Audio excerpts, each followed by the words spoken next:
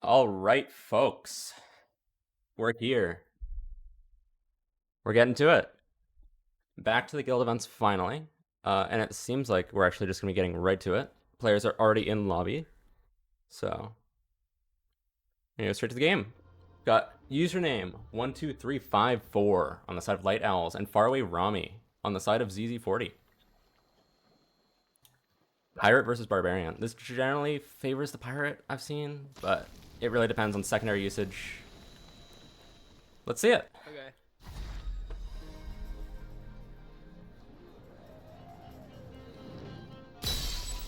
Oh, not a good start for Rami. Bad. Instantly shattered. That's pretty bad. Drops awake, and he's got to play careful. And gets 3 damage on the edge trigger, taking 1 himself. Name and guild are reversed, so they are. We'll switch that around. Thank you, folks. Yeah, Rami is in a bad spot already, using second wind, and he gets tapped. Username going for Barb's characteristic low shots. Okay. Rami, his mic is muted, but it's still showing his audio for some reason. Okay, I could both players. He seems to be complaining about his opponent choice. There we go, first trade for him. That's looking much better. Let's see if he can keep that up. He drops Awaken. Goes too fast. Saves it with the axe, though. Only using that. He's still holding on. Username starting to get aggressive, and Rami drops Awaken again. He's changing speeds too fast. Not looking great for him. Charges in. Much better damage on the Edgebreaker that time. Still not enough to come back, though. Username is holding a very strong lead. This is a little unfortunate. Equal trade, but Rami can't do equal anymore. He needs to get much better. Looking real good for Username here. If Rami can at least get 1 life off, though, that'll help his guild a lot in the long run.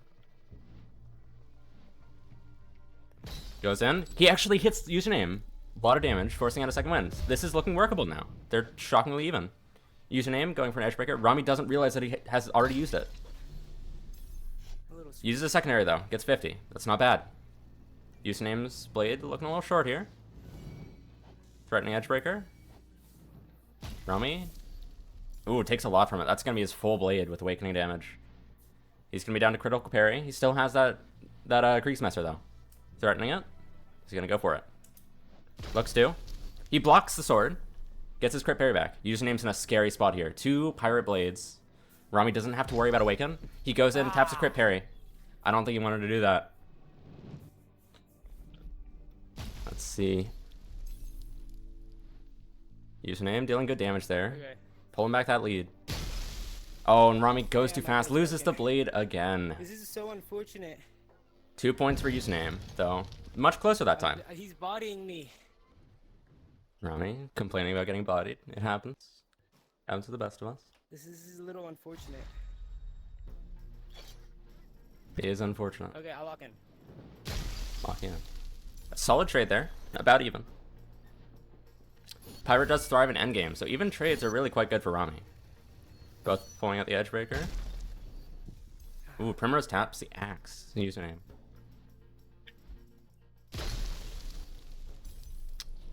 Trades stand somewhat even. Username starting to gain a lead in health. But of course, Rami has all of those secondaries to make stuff work, and an Edgebreaker. She uses good damage. About 80 damage there. Primrose starting to look low. And, oh, Rami goes for the dagger, but leaves the sword too open. Underestimates Barb's range. Username goes low. Oh, Rami charges in, impales himself on Primrose's sword. It's a quick start. The first point goes to Light Owls. I got destroyed. Let's see if ZZ40 has someone to respond with.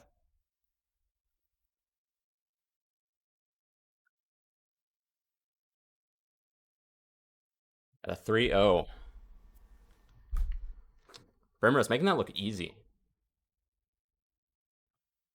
Giratina, it's fine. It works. Let's see who Light Owls has to respond here. Or sorry, who ZZ40 has to respond here.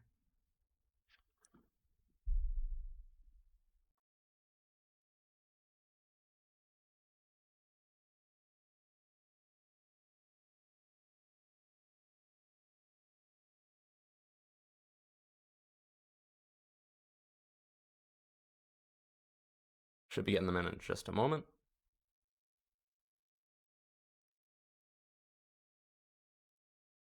Oh yeah, Oolong, thank you for the raid. I hope the Devigo went well. I did not see that popped up at first.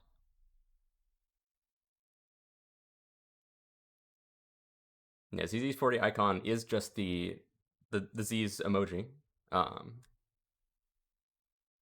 think they had talks about getting a new one. All right. Giratina, I don't have the file with me. I'm not doing that right now. All right. We've got our next player. Looks like they're sending in another pirate. This time Tempex.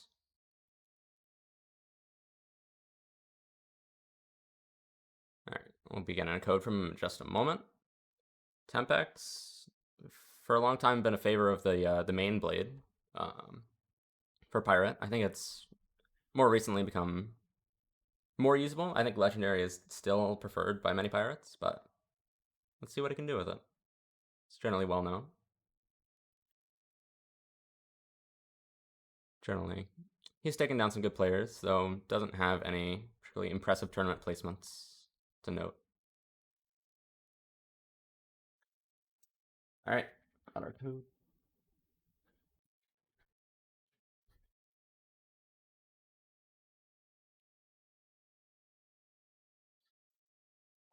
And both players are in. We're going quickly here. It's good.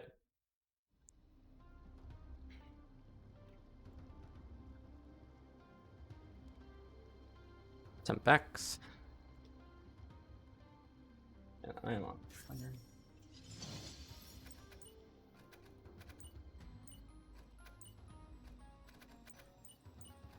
The game apparently did not want me to switch. Jesus Christ.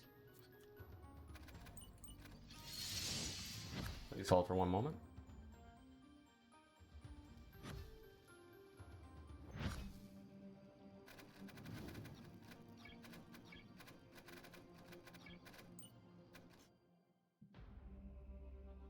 Right, there we go.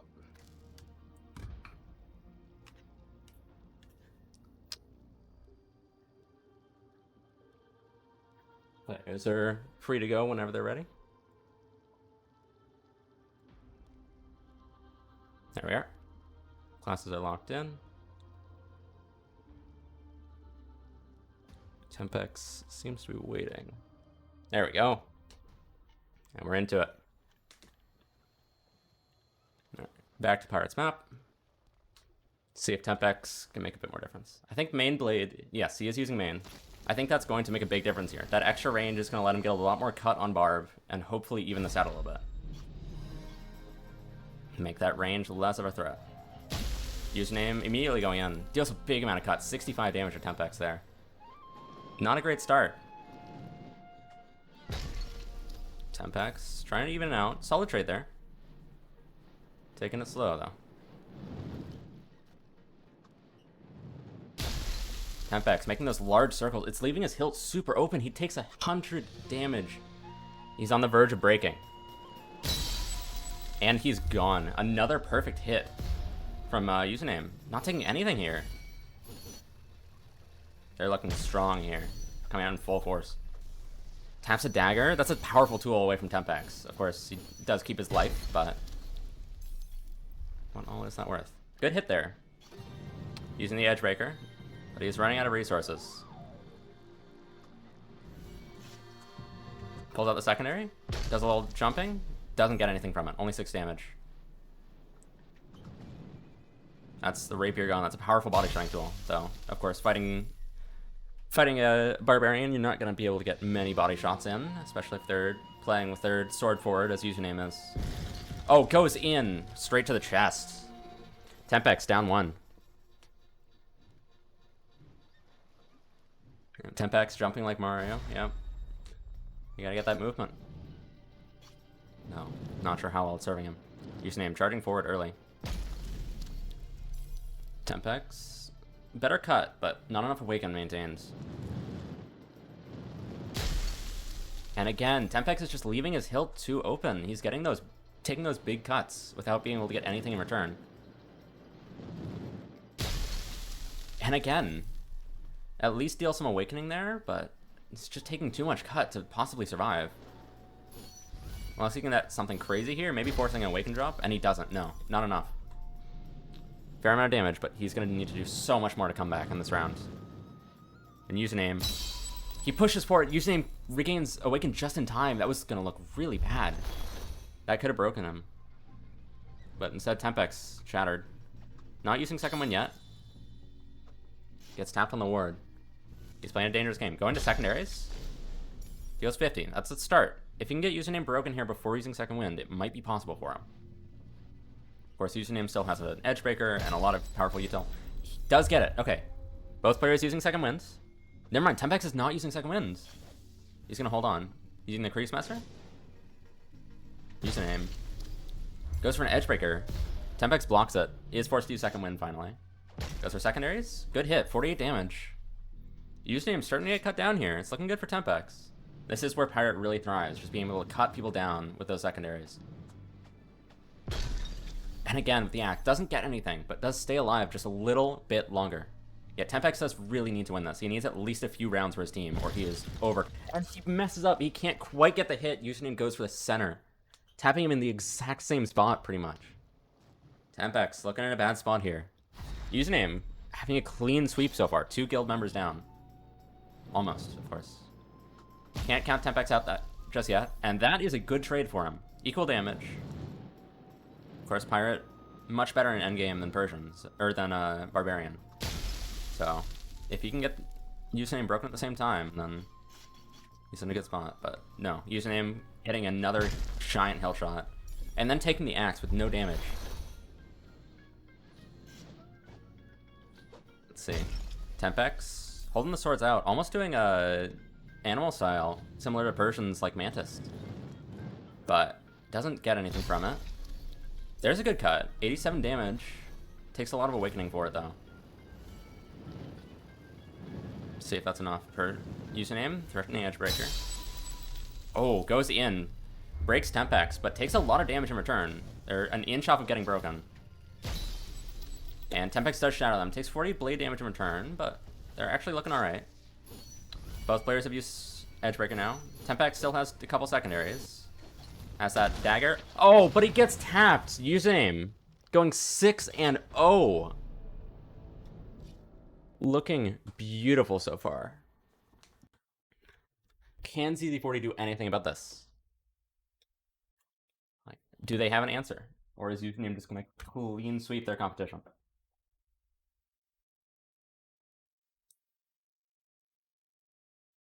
Of course, with the larger format, Username still has to take down 6 members, but...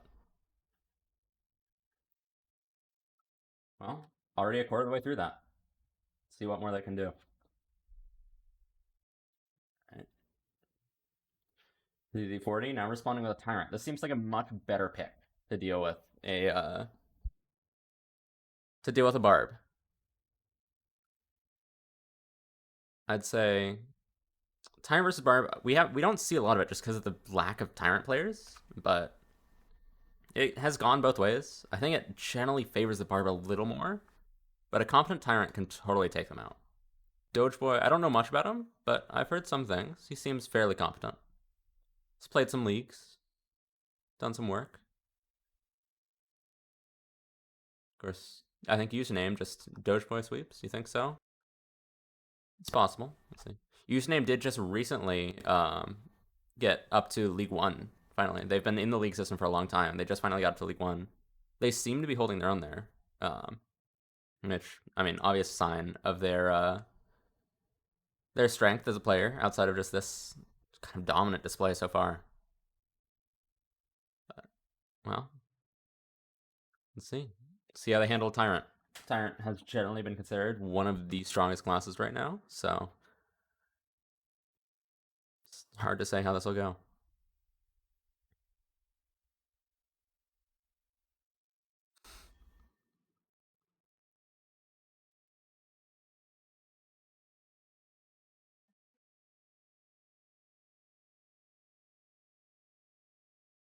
Alright, we have our code. Wait a few seconds to let the fighters join.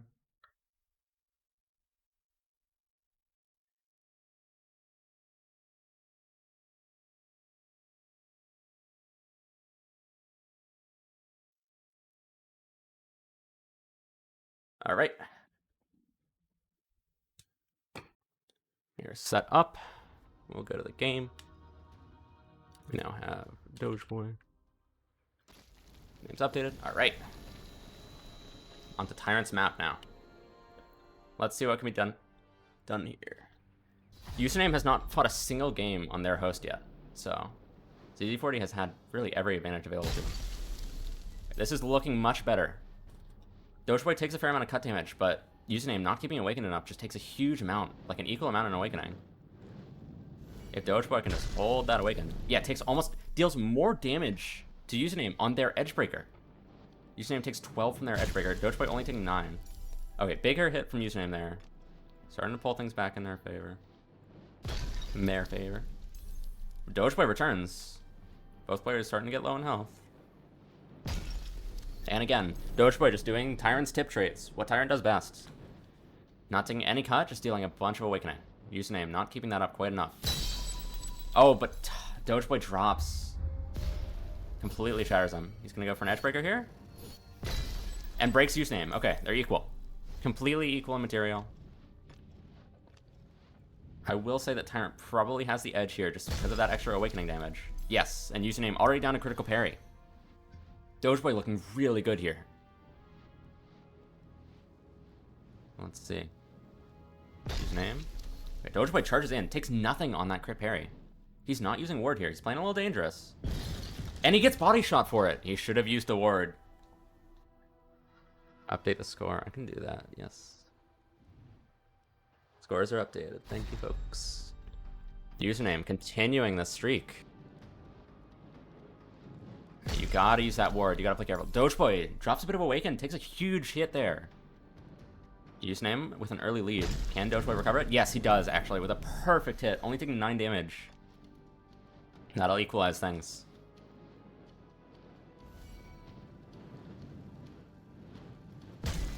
Yeah. Dogeboy. That 30 damage looks like a lot. Tyrant's health bar is so minuscule. And he drops Awaken again. Dogeboy can't keep doing that if he wants to win. Is he going to be able to recover this with another Edgebreaker play? Let's see if he does the same thing. Yes, he does. Last one went well for him, and it goes perfectly again, evening things out. Dogeboy, slight material advantage with that ward. He actually uses it this time? Never mind. No, he does not. Username puts a little too much pressure. Ooh, Dogeboy gets cut down to that crit parry. Username takes a bit, but still solidly in the lead now. Dogeboy actually pops ward this time. He's playing it safe. Let's see what he can do.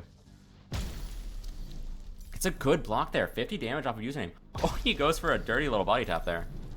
It doesn't quite collide. They were still immune, but Username now down to crit parry. Dogeboy threatening a body tap. He's got to play careful on this. No, he goes too aggressive. He loses a ton of Awaken there. And he gets tapped for it. Username just keeps on going. Every time Dogeboy makes it look close, Username pulls it back. He just gets one of those body taps.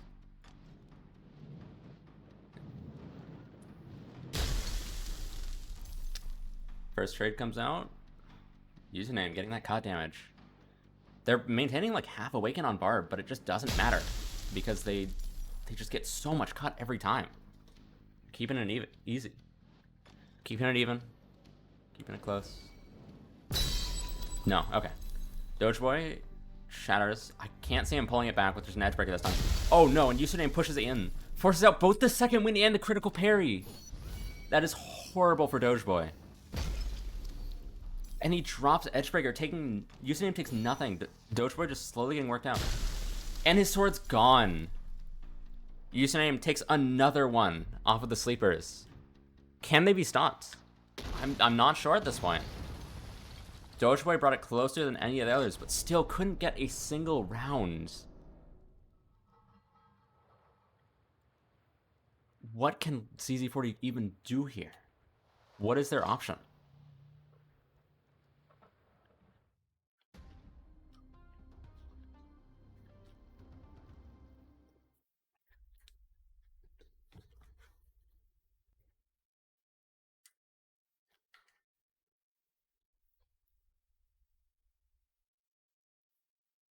All right.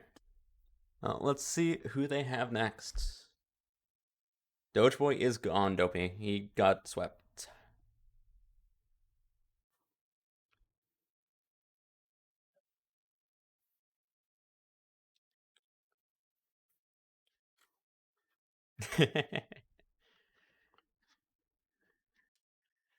All right. All right, there we go. ZZ40 finally sending out one of its heavy hitters in Abriel. We'll have a code coming. Abriel, of course, swept, completely swept. It would have been, I think it was Dark Ravens. It was either Dark Ravens or Rogue Blade Brotherhood, which actually became Light Owls. Went 4-0 against them. So, we'll see. We'll see if they can do anything. If she can do anything. It's going to be going with a Samurai. It's not a bad matchup for the Barb. I think Brio will have the edge here, especially with the European host. That makes a massive difference. So, yeah, let's see what they can do once we have a code.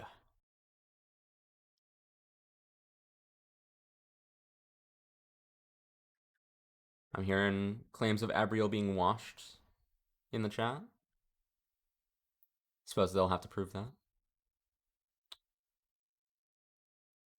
Abriel is an 8. I think one of ZZ40's 2 8s. All right, there we go. We got a code. Yep, EU host. It's going to make a big difference.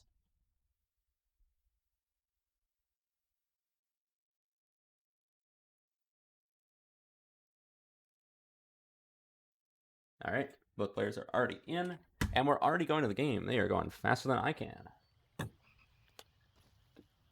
Hey, Brio. Come in. Using Legendary Sam. A good choice. A very good choice.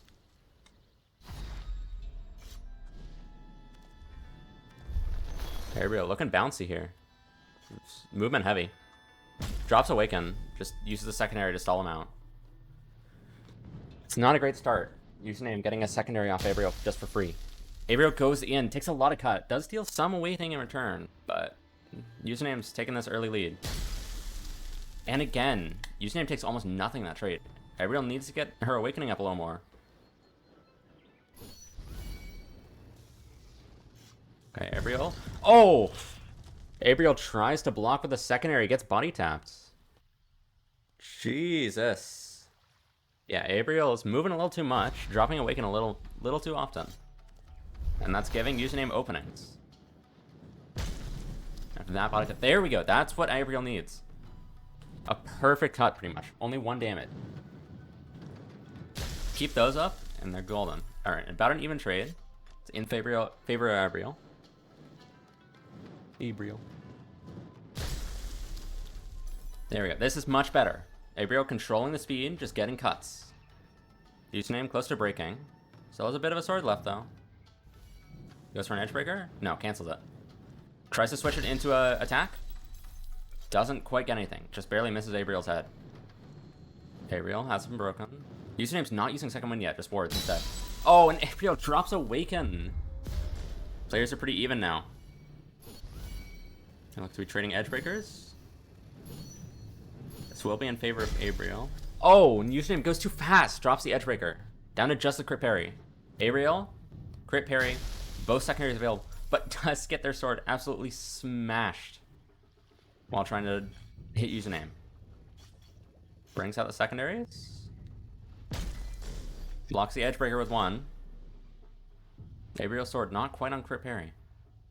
And Username has that full blade. This is dangerous for her. But Abriel blocks it with a massive damage. Username drops all of her awaken. Yeah. Abriel goes... Username goes in. Again, no awaken. Both players down to nubs, but of course Abriel has crit parry, so if they trade, Abriel will win this. But they don't! Username dashing in again!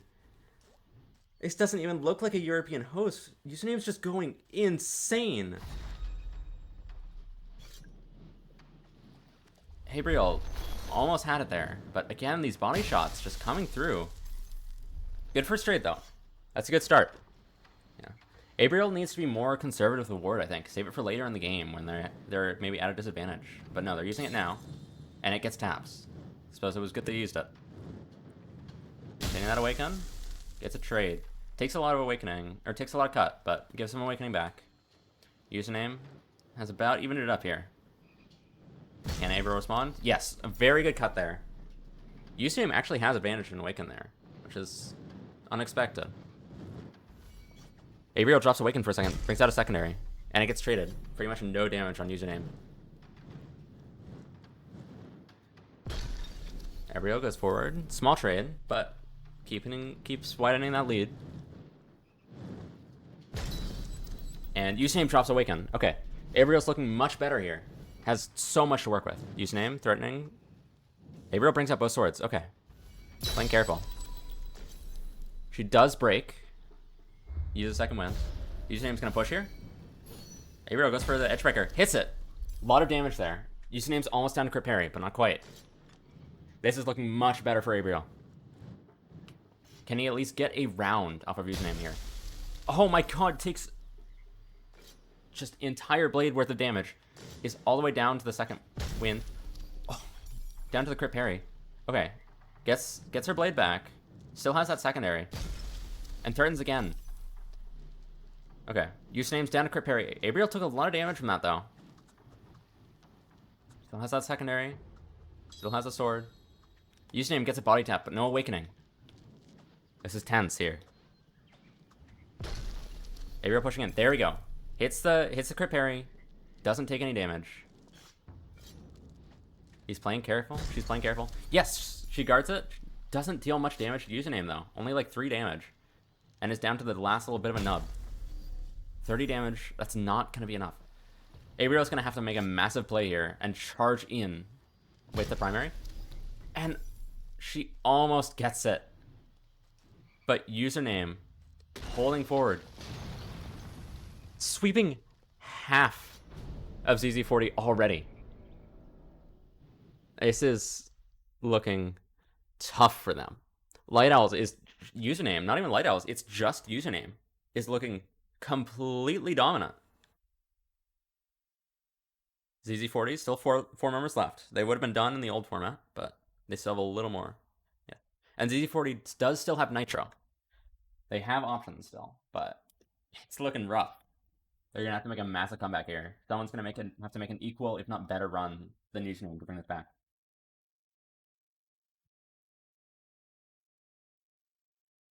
I guess let's see if they can do it.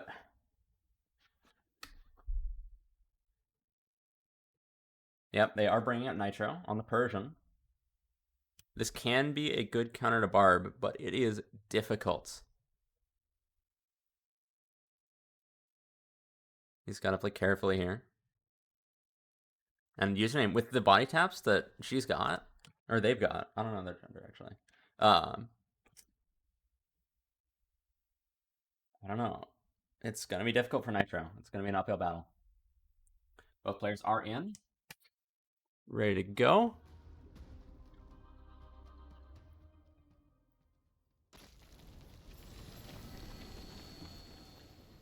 Nitro. On the right, Username. Still on that bar on the left. Nitro is using Legendary. It's probably the better choice.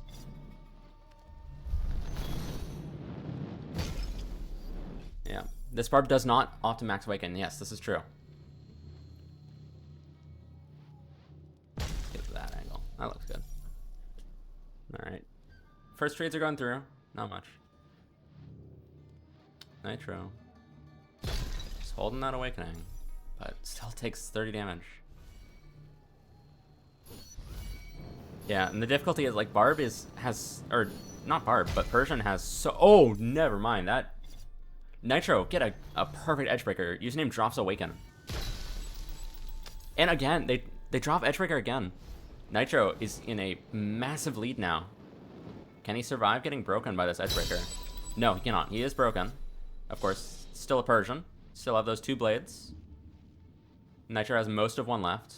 So he is in a scary spot. No, gets a really good trade. Username losing half their blade. Nitro holding. Goes down to 1 sword. Gets a lot of cut, but does have to use second wind now. He's got to play careful. Try not to lose too much blade here. Playing against a nub with a player who has the speed of Username is shockingly dangerous. Nitro has lost his left blade. Username, being a gentleman. His controller must have died.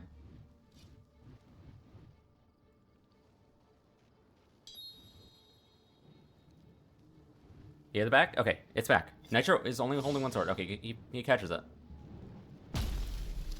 And he's taking minimal damage here. Username has the full blade back.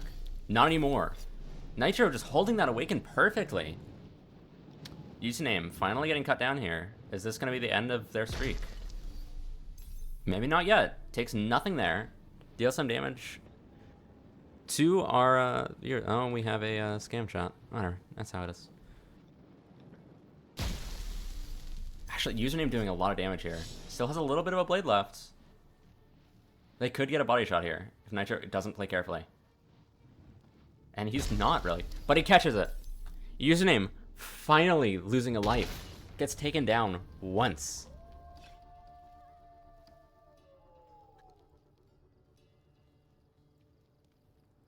Yeah, I saw the scammer.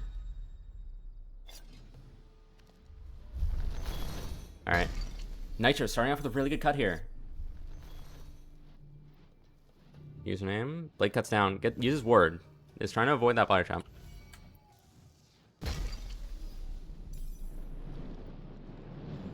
Username is crazy, but Nitro is looking really good here. Nitro showing off how strong of a player he is, especially on this version. Oh, but he takes a lot of damage there. A hilt shot. Plus 30 awakening. That pretty much brings him down to his last little bit of health. Username going for an edgebreaker here. Nitro trades the edgebreaker, but still breaks. Persian's new fragility really just makes it tough here. Nitro goes in. Doesn't get much. Doesn't get enough. Not nearly enough.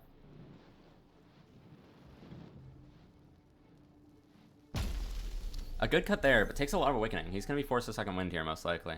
Unless he's going to play it really dangerously. And he is. He is. He's still going for those last couple cuts. He's trying to break Username before his blades are completely out. Yeah. Does use second wind now. He isn't going to risk that body tap. Or not anymore, at least. And he gets really good, but takes 75 awaken. Username is second winded, but Nitro's looking down in that health. Of course, Persian's two blades makes this much more possible. And Nitro gets a really nice hit with that shrinking blade. Pretty much a free hit. He's got one full blade. Username's almost down to crit parry. Oh, and he goes over. Gets another body shot. Nitro bowing to the camera. Username finally has a challenger here. Nitro, wording early. That's interesting. Persian's defense normally good enough that you don't need to use those first turn words, but he's not risking it. And it seems like it paid off. He's trying to get extra aggressive, and he almost gets stabbed for it. If not for the ward, he would be in a bad spot. Trades out the edgebreaker fairly well. He's going to respond with his own, it looks like. Can he get anything with it, though? Yes, he does. A massive chunk of Username's health. Pretty much half of them. Yeah, Nitro is looking to end the sweep. Can he get it back, though? And can he pull it back? He's going to have to do a lot of work to pull this back for ZZ40.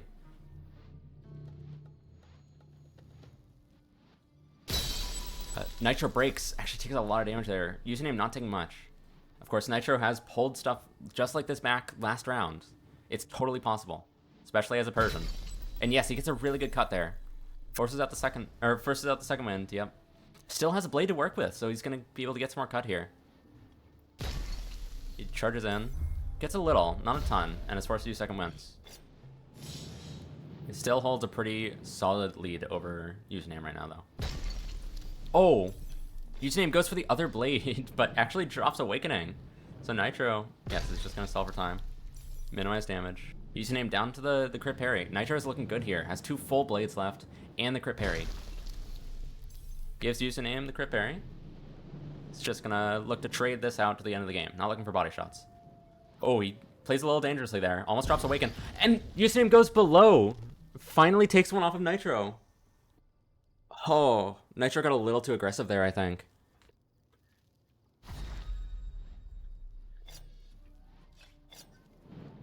He's got to play a little more carefully. There we go. Username drops Awaken. Nitro is looking good now. Uses that ward. Wants to stay up above. Keep that lead going without a body tap to even things out. Gets a good cut. Takes a lot in return, but with the lead he's got, that's alright. He can afford those. Threatens the Edgebreaker. Both players going for Edgebreaker. Nitro trades it out, but takes a lot of damage in return. He does still have his Edgebreaker, though, and a ward, so he's nice and protected. Goes for it. Yes, and breaks username fully. Second wind comes out. Nitro. Ward has run out, so he's vulnerable to getting one tapped. He's just got to play it careful. And he gets a good amount of cut there. Does get broken in return, but Persian, of course, probably the single best class at endgame play with those two blades. That extra second wins. Gets a perfect trade there, only taking 7 damage. Username goes down to the crit parry. Let's see. Oh, Nitro actually taps the ward. It looks like he's going for body taps now. Just using that one big sword that he has left. Yeah, he's going one-handed. Oh, it doesn't work out for him, though. He gets his blade cut down. I think he did just want to get whatever he could out of that. He goes in early. Takes a bit off of username's blade. It's a smart play. Just a little bit less length. Oh, Nitro.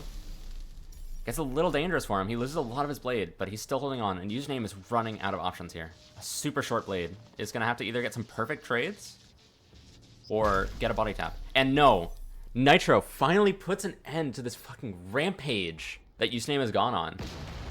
Takes him down and brings it back for CZ40. At least starts to.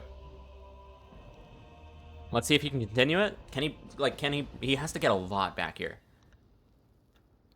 He has to get at least one more, probably, or his teammates are going to have to drag stuff back. And Nitro is probably the best chance of this out of anyone. So, let's see what he can do. Let's see who Light Owls answer back with. Username was crazy. That was, like, some of the best barb that I've seen in a long time. Like, it's kind of insane how fast you can go with that blade and still hold Awakening.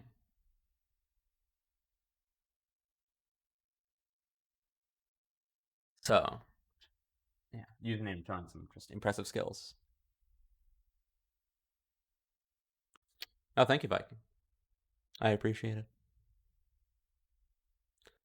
All right, we should be getting our next player in here shortly.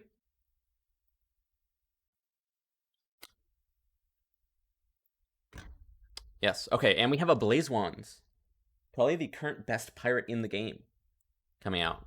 And this is a US West host, so Nitro's going to have a bit of a disadvantage here. Let's see what he can do.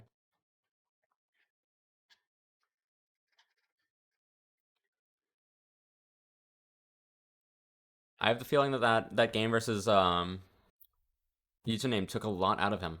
I fought username before. The amount of movement you need to fight is quite a lot. So he might be running out of energy already. Let's see. See how we can do. Should be getting a code in just a second. Yes, here we go.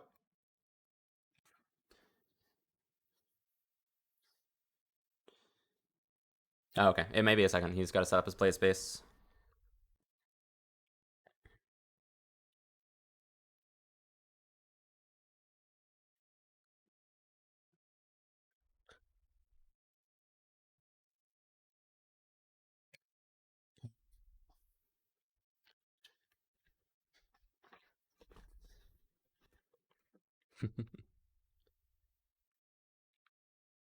So Nerabloom, or however you pronounce that name. Nerabilium? I don't know. So third-party hosts, it's not a thing. The reason I do it for first match is just to make sure the server is equidistant between the two players. Okay, we have a code. But then the first player who's actually a fighter that joins gets the host, is how it works. And yes, it is a 2-4 code, so a West Coast player. Nitro is East Coast, so he will be at a disadvantage. Probably 70-80 ping. Both players are already in. Beautiful.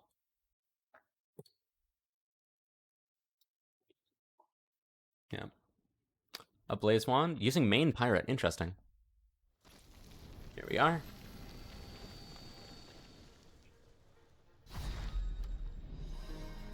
Nitro. On our other side, Legendary Persian. Both using the longer blade options. Oh. And Nitro starting off with a solid cut. Takes a lot of Awakening though, so leads to it being about even.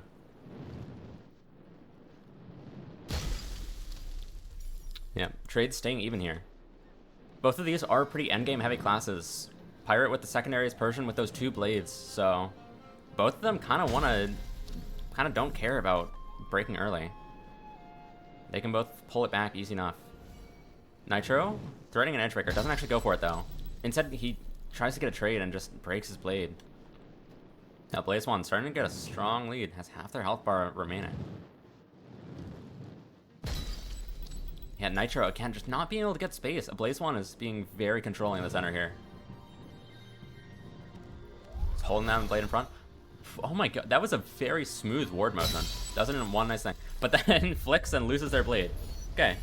Both players using their blade. Oh, they trade Edgebreaker. Ablaze looks to go in for the axe, but doesn't actually get anything with it. Instead, it taps the sword.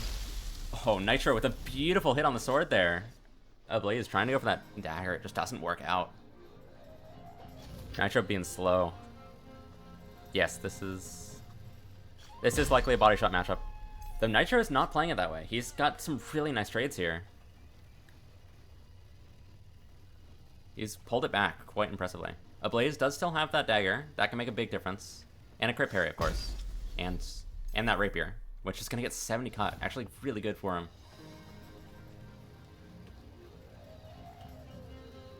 See, Nitro goes in for the headshot.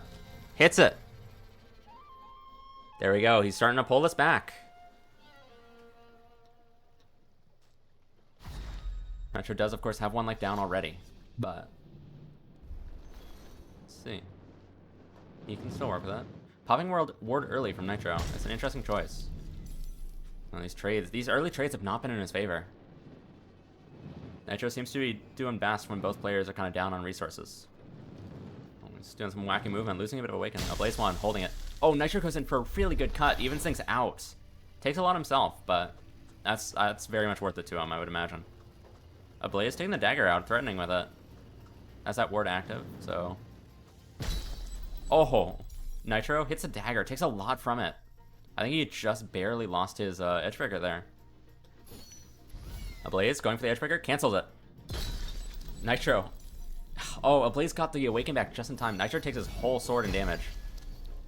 Ablaze dashes forward. They trade Edgebreakers. Yeah, Ablaze is looking real good here. Nitro is running out of resources. Let's see. Oh, Nitro goes in. He loses a sword, but does take Ablaze down. That second win comes out. It's looking a little more even now.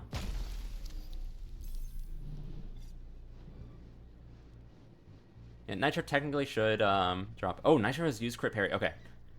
Ablaze can like completely break Nitro's health now, which would ruin his awakening. So Nitro has to play super carefully here. If he gets a health shot, he's probably all but done. Ablaze. Oh, Nitro goes for another body shot and it hits. Ablaze tried to pull out a secondary, but it was just too late. Nitro up 2-0. It's looking good. It's looking good for him. He's looking rough in the early game, but he always pulls it back with a body shot at the end. It's a very different pace. Oh, he goes right for the body shot. He gets tapped on the ward, though. Ablaze warding up as well. Oh, Nitro goes for a Mantis-style attack, but takes so much awakening that it just was not worth. Edgebreakers looking to be traded. Nitro hits the mouth dagger. Well, that is an Edgebreaker gone. I would say that is somewhat worthwhile for Nitro. Does get his blade broken by the second Edgebreaker, though. Large amount of cut from that already dying blade, though. Not looking too bad. Oh, Ablaze drops Awakening. Nitro has a bit of swords left. Ablaze using. Oh, Nitro plays that masterfully. Gets a lot of damage on Ablaze's just regenerated sword. Still not using second wind. He's in danger of getting tapped by a secondary here. But no, he's playing aggressive enough that it's just Ablaze doesn't get the chance. Nitro controlling the pace of this really well. Oh, but Ablaze goes in with the rapier, gets a body shot. That was well played. Both fighters are down to 1 life. Nitro kind of needs to win this for his guilds, so it's looking difficult for him. Friend's Edgebreaker? Oh, gets the dagger again. He keeps hitting that. It is a powerful tool out of Ablaze's kit each time, but it does also allow Ablaze to use Edgebreaker like pretty freely. It's hard to figure out if that is the best move. Okay, Nitro getting good cut, keeping things even. Has used a lot of abilities already, though. Ablaze still has that Edgebreaker. Oh, and Nitro drops Awakening again. These attacks are not working out great for him. He's going to have to pull things back. He doesn't quite. He's going to be forced to use Second Wind here. Ablaze still a bit of health left. Also has an Edgebreaker and a Second Wind. Yes, Ablaze just... Oh, and Nitro is down. Ablaze with a masterful Edgebreaker flick. Oh, very well played from both people there. That was really close. Well, light out. Oh. Ablaze goes for a cool finisher, but doesn't get it, and Nitro just surrenders. A bit of a anticlimactic finisher there, but that's how it goes. And Ablaze puts Light Owls up to 5 points. Really strong lead. ZZ40, do they have an option to pull this back? I'm not sure if they do. I think we're going to find out.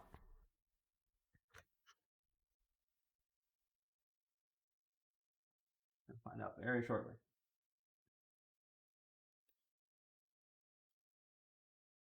Okay. They're sending an Amit. Okay. Playing a Knight. Knight versus Pirate? Yeah, that's a solid matchup. I can see where they're coming from with this.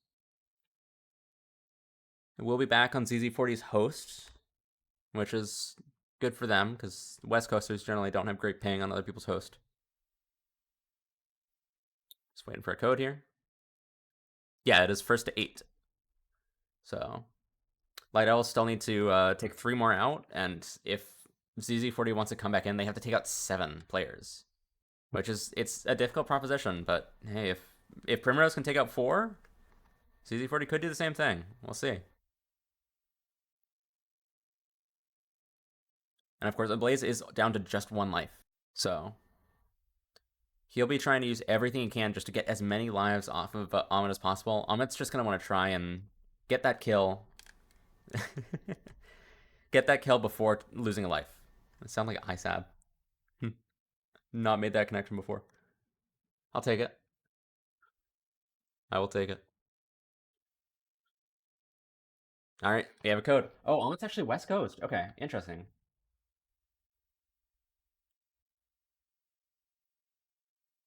An interesting choice. I would have picked an East Coast player. Just get that ping advantage. It makes a big difference. But no, a West Coaster. That'll work. We're waiting for a Blaze to get into the game here.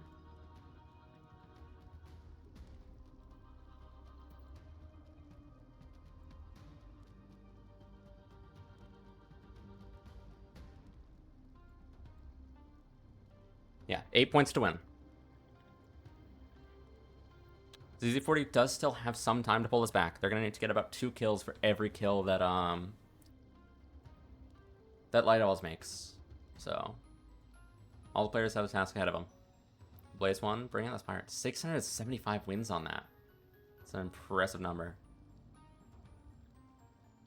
Amit should be pulling out the Knight here. If he selects his character.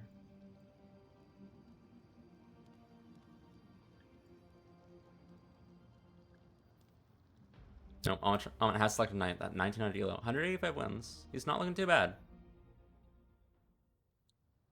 Let's see what he can do. Ablaze 1 being friendly, waving.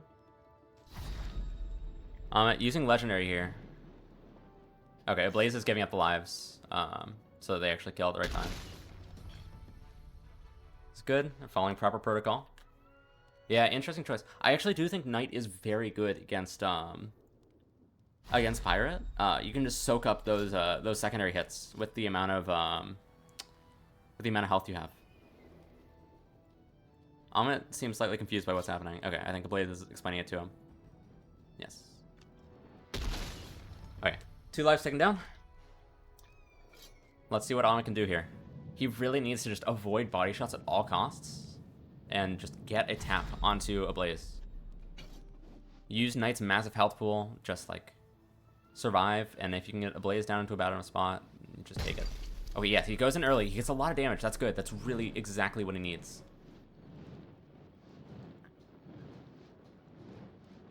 Blaze starting to put some pressure here. Amit goes in again, and another massive cut damage. This is really good. This is exactly what he needs. Yes, the 300 HP is perfect. He can just tank those secondary hits. I think this was a really good choice on the part of ZZ40.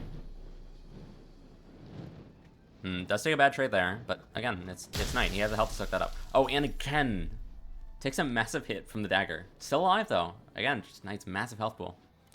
Sword's a little on the shorter side now, but it's regenerating. Oh, both players broken at the same time. That's probably good for a Blaze. Doesn't use... Okay, uses ward instead. Okay, no. That is second one coming out. Both players going for an Edgebreaker. Oh, Edgebreaker. Amit's Edgebreaker gets traded onto the axe. That is not what he wants. Amit just holding out that secondary. Oh, he tries to flick out his sword to deal with the Edgebreaker. Or to deal with the secondary, but it actually takes 70 awakening from it. He's in a scary spot now. Yes, he needs to maintain that awakening. What he really needs to do is survive until breaking. This is not looking good for him. Oh, but he does block it. Ablaze going for that Edgebreaker again. Amit needs a body shot here, and he doesn't get it. He takes a lot of awakening. This is looking really bad for him. Unless he can get a immensely powerful body shot, which he does not get. He does a lot of damage, but Blazewon has that critical parry. He's not dying. And Amit's down a life. That's not great for ZZ40. This is not what they need. Oh, he's running away. And he comes back. Good. He could have tanked the Edgebreaker. I agree. I think that would probably be the best move. Instead of going for that weird sheath quick draw. Quick drawing does not work particularly well at night. You take a lot of awakening damage. He had negative awakening there. Goes around. Oh, hits the... Was that the dagger? Yes, that was the dagger. That's actually really good for Amit. That's a powerful tool. He does somehow manage to take cut damage from it, which is unusual for a dagger in the mouth sheath. Okay, Blazeball taps the ward. Both players are warded up right now. Amit trades a secondary with the short sword. That's not bad for him, honestly. That's going to force him to tank the Edgebreaker with just his normal sword. Oh, Blazewon just flicking that thing around, bringing Amit down another health. Ooh. Amit looking scary. It's looking scary for him. He's gotta take a Blazewon down here. No, but he doesn't. A Blaze just charging in. Takes another one off of ZZ40. Light Owls is just so far ahead now. So far ahead. That is not what they need.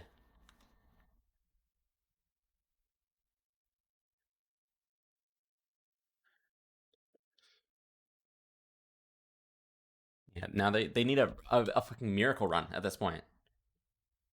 They have 2 lives left. They need to get 7. Yeah, playing Legacy, honestly, not a bad idea. I think that could have worked. Though also the extended range of Legendary does give the chance for more body shots. So, okay. We have a Tyrant coming out. A Tyrant could be a good pick. Yeah, Sleepy. Second to last. Yeah, no, the guild tournaments always bring out some good numbers. It's interesting. I'm far from complaining. I think it's really cool. I'm glad I can spread the reach a bit. But yeah. And we are going to be, I have the setting turned on. We're gonna save the VOD this time. We're gonna have it. We're not losing another Battlegrounds stream.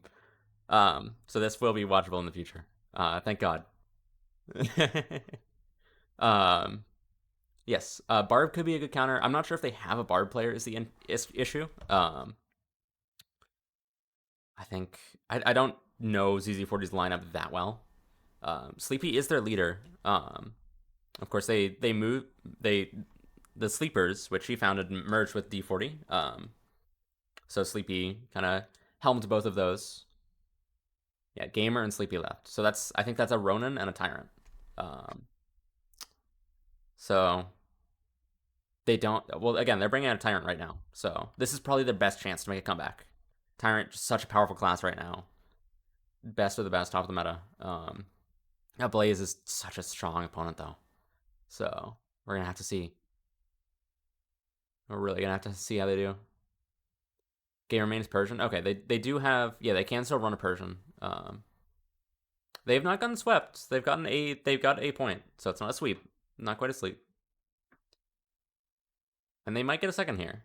Ablaze does only have 1 life, so we'll find out. We'll find out. Ablaze doesn't do great. Yeah. Sleepy's taking a little while. I would normally be removing lives right now. I'm gonna go easy on these guys because it's the first time with this new rule set, and I mean CZ40 is just so far behind. I think we should give them every chance they get. We'll see. This is of course what makes a lot of Battleground streams go so long, just waiting for codes. It's alright. We got time. This match is going quite quickly. Primrose, or username, their name is Primrose in the Discord, if you want to shout them out.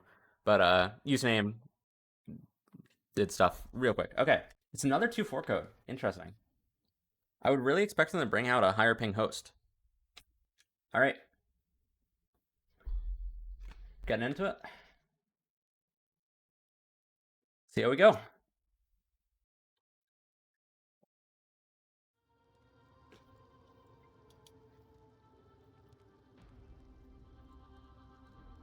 Half of Battlegrounds is waiting. That's how it goes. All right, we're here. We're ready. We're going.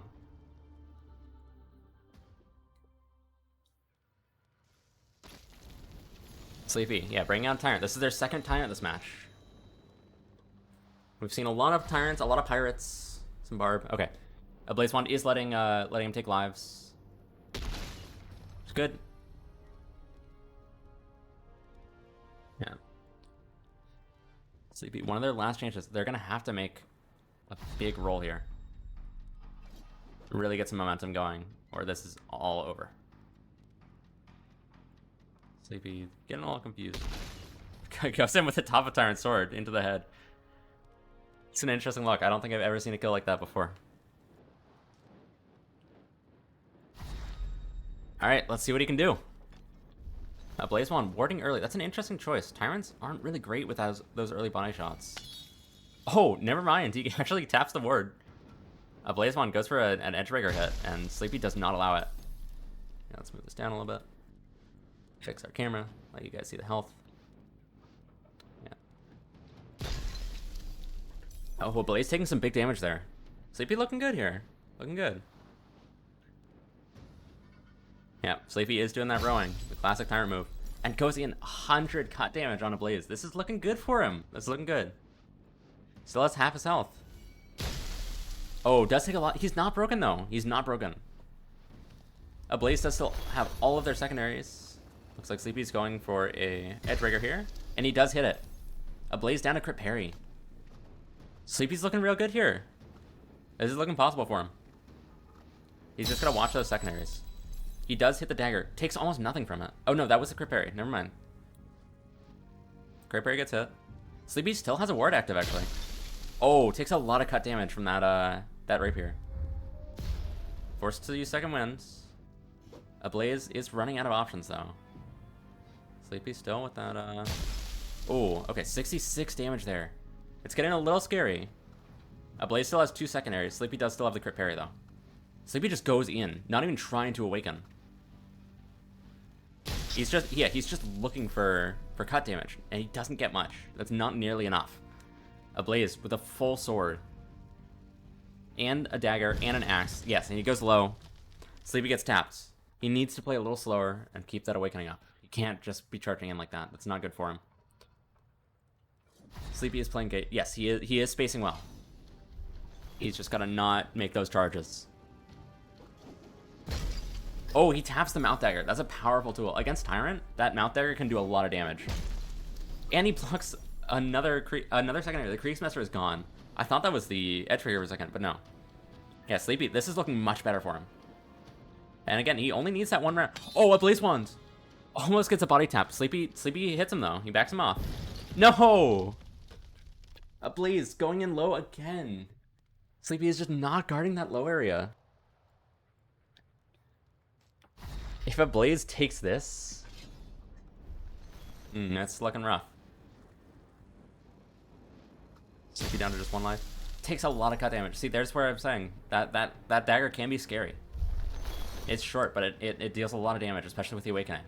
A lot of cut coming out from Ablaze. Ablaze is really looking good here. Sleepy is gonna threaten the... Oh, threatens the edge trigger, goes for it. Ablaze just lets it tap the ward though. Oh, and Sleepy charges in and drops Awaken. He's getting desperate here. It's not working out for him. He's not even using Second Wind. He's just gonna go for Crit Parry first. Why are you going for Crit Parry? No, this is way too late to use Second Wind. Yes, he uses Second Wind super late. And loses the Blaze. Sleepy is kind of choking here. And Ablaze gets the body tap. No. Light Owls go up another point. This is gonna have to be a miracle run from Light Owl's last player to do anything here. Yeah, he waited way too long for that second wind. I think he looked like he was gonna try and use a crit parry, and then he decided against it, but it was too late. So yeah, kind of poorly played there. But let's see what their last. They have one more option, one more choice, one more player. It's gonna be a difficult road ahead of them, though. Yep, we have Gamer playing Persian. Okay, so another Persian coming in.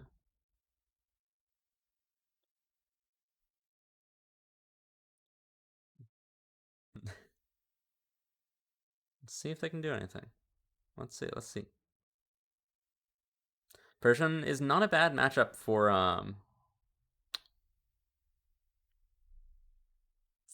Pirate, but I don't know. Ablaze is just looking so good here. It's gonna be difficult. It's gonna be really difficult. He does just need that one body tap though. We theorizing about Kisses of Death in the chat. All right. I would love to see that from Ablaze, but with only 1 life, I don't see him taking the risk. All right, I'm getting in their lobby. And we'll be good to go in just a second.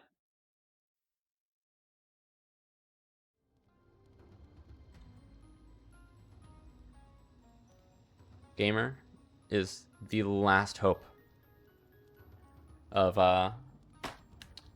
CZ40 here. Are we out of this Battlegrounds series this season of the guild system? Hopes of the guilds ride on him. Oh, I think we've lost sound. That's all. I'm not gonna worry about it. Actually, okay. My sound device glitched. It's odd. There we go. All right, and yep, Gamers taking off those first 2 lives of Blaze. I don't. Okay, no, they're just going. Never mind, they're just going. Oh, Gamer leading with a really good hit.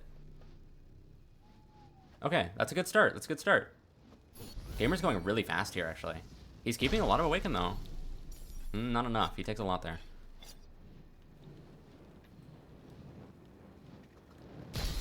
Oh, Ablaze goes in and uses the knife. A lot of damage. They're equalized now. It's his birthday. Let him take a run. It is Gamer's birthday. Oh, everyone wish a happy birthday to him. He's going to do his best here. Yeah, and oh no, Ablaze ones. Another Edgebreaker flick. He's so good at those. He's so good at those. Gamer not standing a chance against them. He just can't expect it.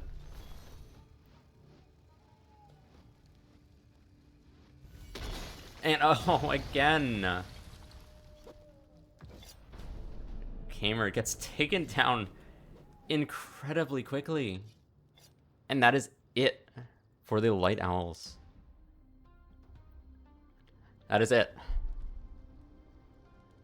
Light Owls, you had, in a dominating fashion, just 2 players wiping their entire team.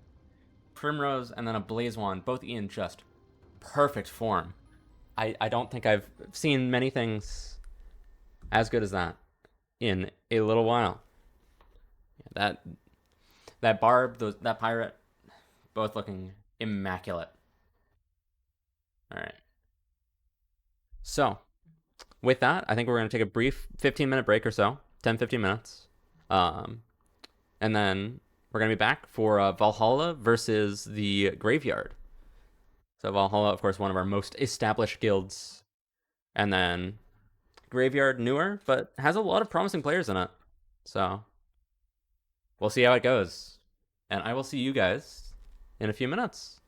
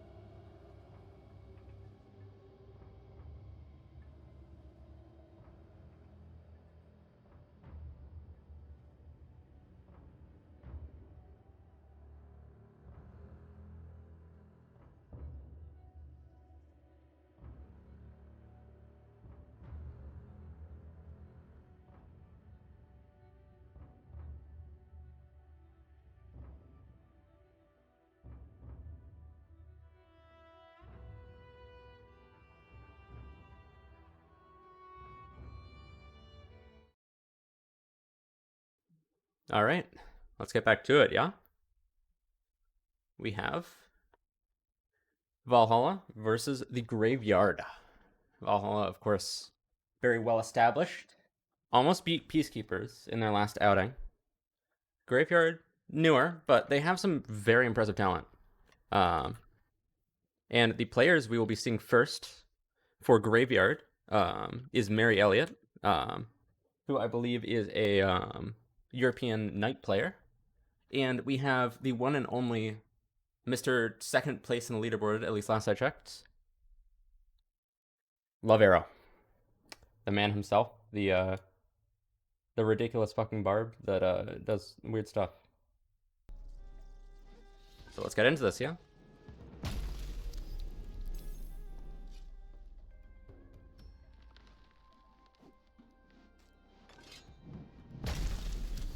And need that updated. There we go. Yep, scores are done. So yeah, this is on a EU server, but it seems that Lever has host and is already taking a game off of Elliot. There's only one L in his name, not two. Yeah, that HP is going down fast. Elliot, I don't think, is used to. Oh, he charges in, but Lever just goes above. Yes, Damon's wrong. I got it. I gotta get everything set up. There we go. Yeah, no, Lever is starting us off strong. Making this quick. Oh, Elliot gets a trade there. He goes even. Of course, these classes have the same amount of health, so even trades gonna be pretty much exactly the same. There we go. Some good cut coming out from him. Again, he does have server preference, but Lever has that lag host on. It doesn't matter.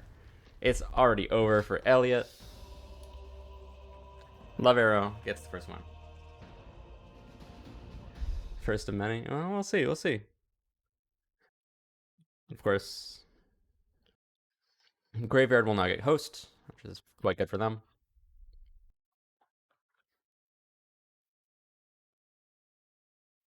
Let's see who they have.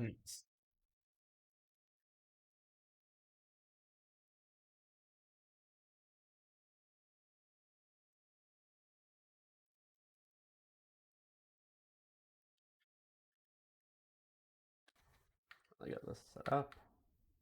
Just one moment. Yeah, Love Arrow is really difficult to fight. He's just got such a unique constrained style. All right, they are bringing out Red on the Duelist. Save Mary for when he has host. That is not a bad idea. And yeah, Mary is very new. Not the fairest fight, but that loss does guarantee that Graveyard will have host for future fights. This next fight. Yes, that is true. It is very much a forgiving area for one tricks. But I also would say that this is very much we very much should have a space where one tricks can play in a competitive scene. I think plenty of people just like one class. They should be able to stick with it. Yeah.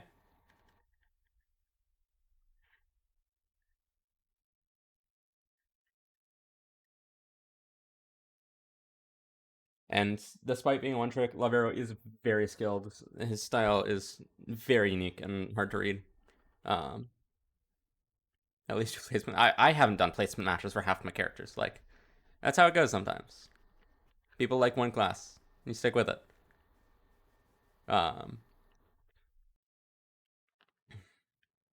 Needing two classes in terms of balance, yes, I think that's fair. But also this this whole event requires a ton of classes.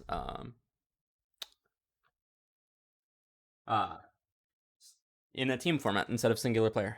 Yeah, there we go. Now we have a code. We'll be getting in shortly.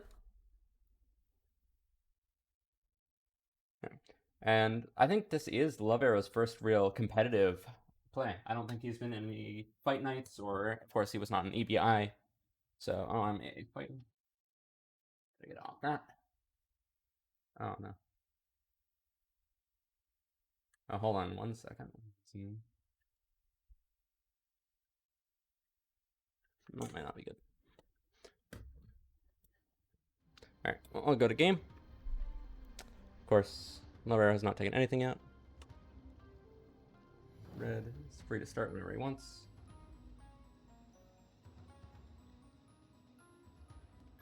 Let's get it started. It's 1,200 wins in that class thing. That is quite something. Alright, and we're in. All good. Vero waving to the crowd, making himself known. Red seems to need to recalibrate real quick. I'll do that. And now we get to it. Let's see. Duelist versus Barb. This isn't really too bad a matchup, especially with Lover's strange style. He drops Awaken a lot, or has only partial Awaken. So I think a Duelist can actually exploit that quite well. Just use that extra range. Oh, and Lavero has already tapped the secondary of Red. Okay, Red goes around for a Edgebreaker. Gets a fair amount there. Gets a fair amount. Of course, yes. Okay, he pops Ward early. This is probably smart. Yes, and he's doing a lot of damage here. See, Lavero only has that half Awaken. So if Love can just, or if Red can just hold those tip trades, keep doing that. Ooh, that's not what he wants. He can gain a hard lead pretty early. And I think that's his really only shot to win. He has to get a lead early, or he's going to get body shot. Because that is what Lover does best. Red goes in. I keep saying Love. Yes, Lavero drops Awaken and he gets broken. I think a Duelist is actually the perfect pick here. Yes, and another 100 damage health shot. Lavero, of course, does not have hosts, so slight disadvantage, but yeah, that's looking good. He does let Lavero take the crit parry. I wouldn't do that if I was him, but he seems to be making it work. Cuts him down. Okay. Red is looking really good here. Lavero is probably gonna Edgebreaker here. Yes, he kind of has to. Red trades it out. Doesn't take much. Yeah, Lavero, he needs to get something here, and he does not. He does break Red, but Red does still have that that second win, so not much can be done there. Still that full bleed, and Lavero. Oh, he actually gets a massive hit. He's down to a nub, but so is Red. This is scary. This is scary for Red. He's not even at crit parry yet, so he's gonna have to block this, and he does. Takes the first round off Lavero. That's really good for him. It's really good. That's exactly what the Graveyard needs. A fist pump, and Lavero backs up. You come a little close. Alright, yeah, Red's looking good here. He's got some really nice Awakening. He's getting some perfect health shots. This is what the Graveyard needs. Let's see if Lavero can adapt here. Or if he's just gonna go for the same style.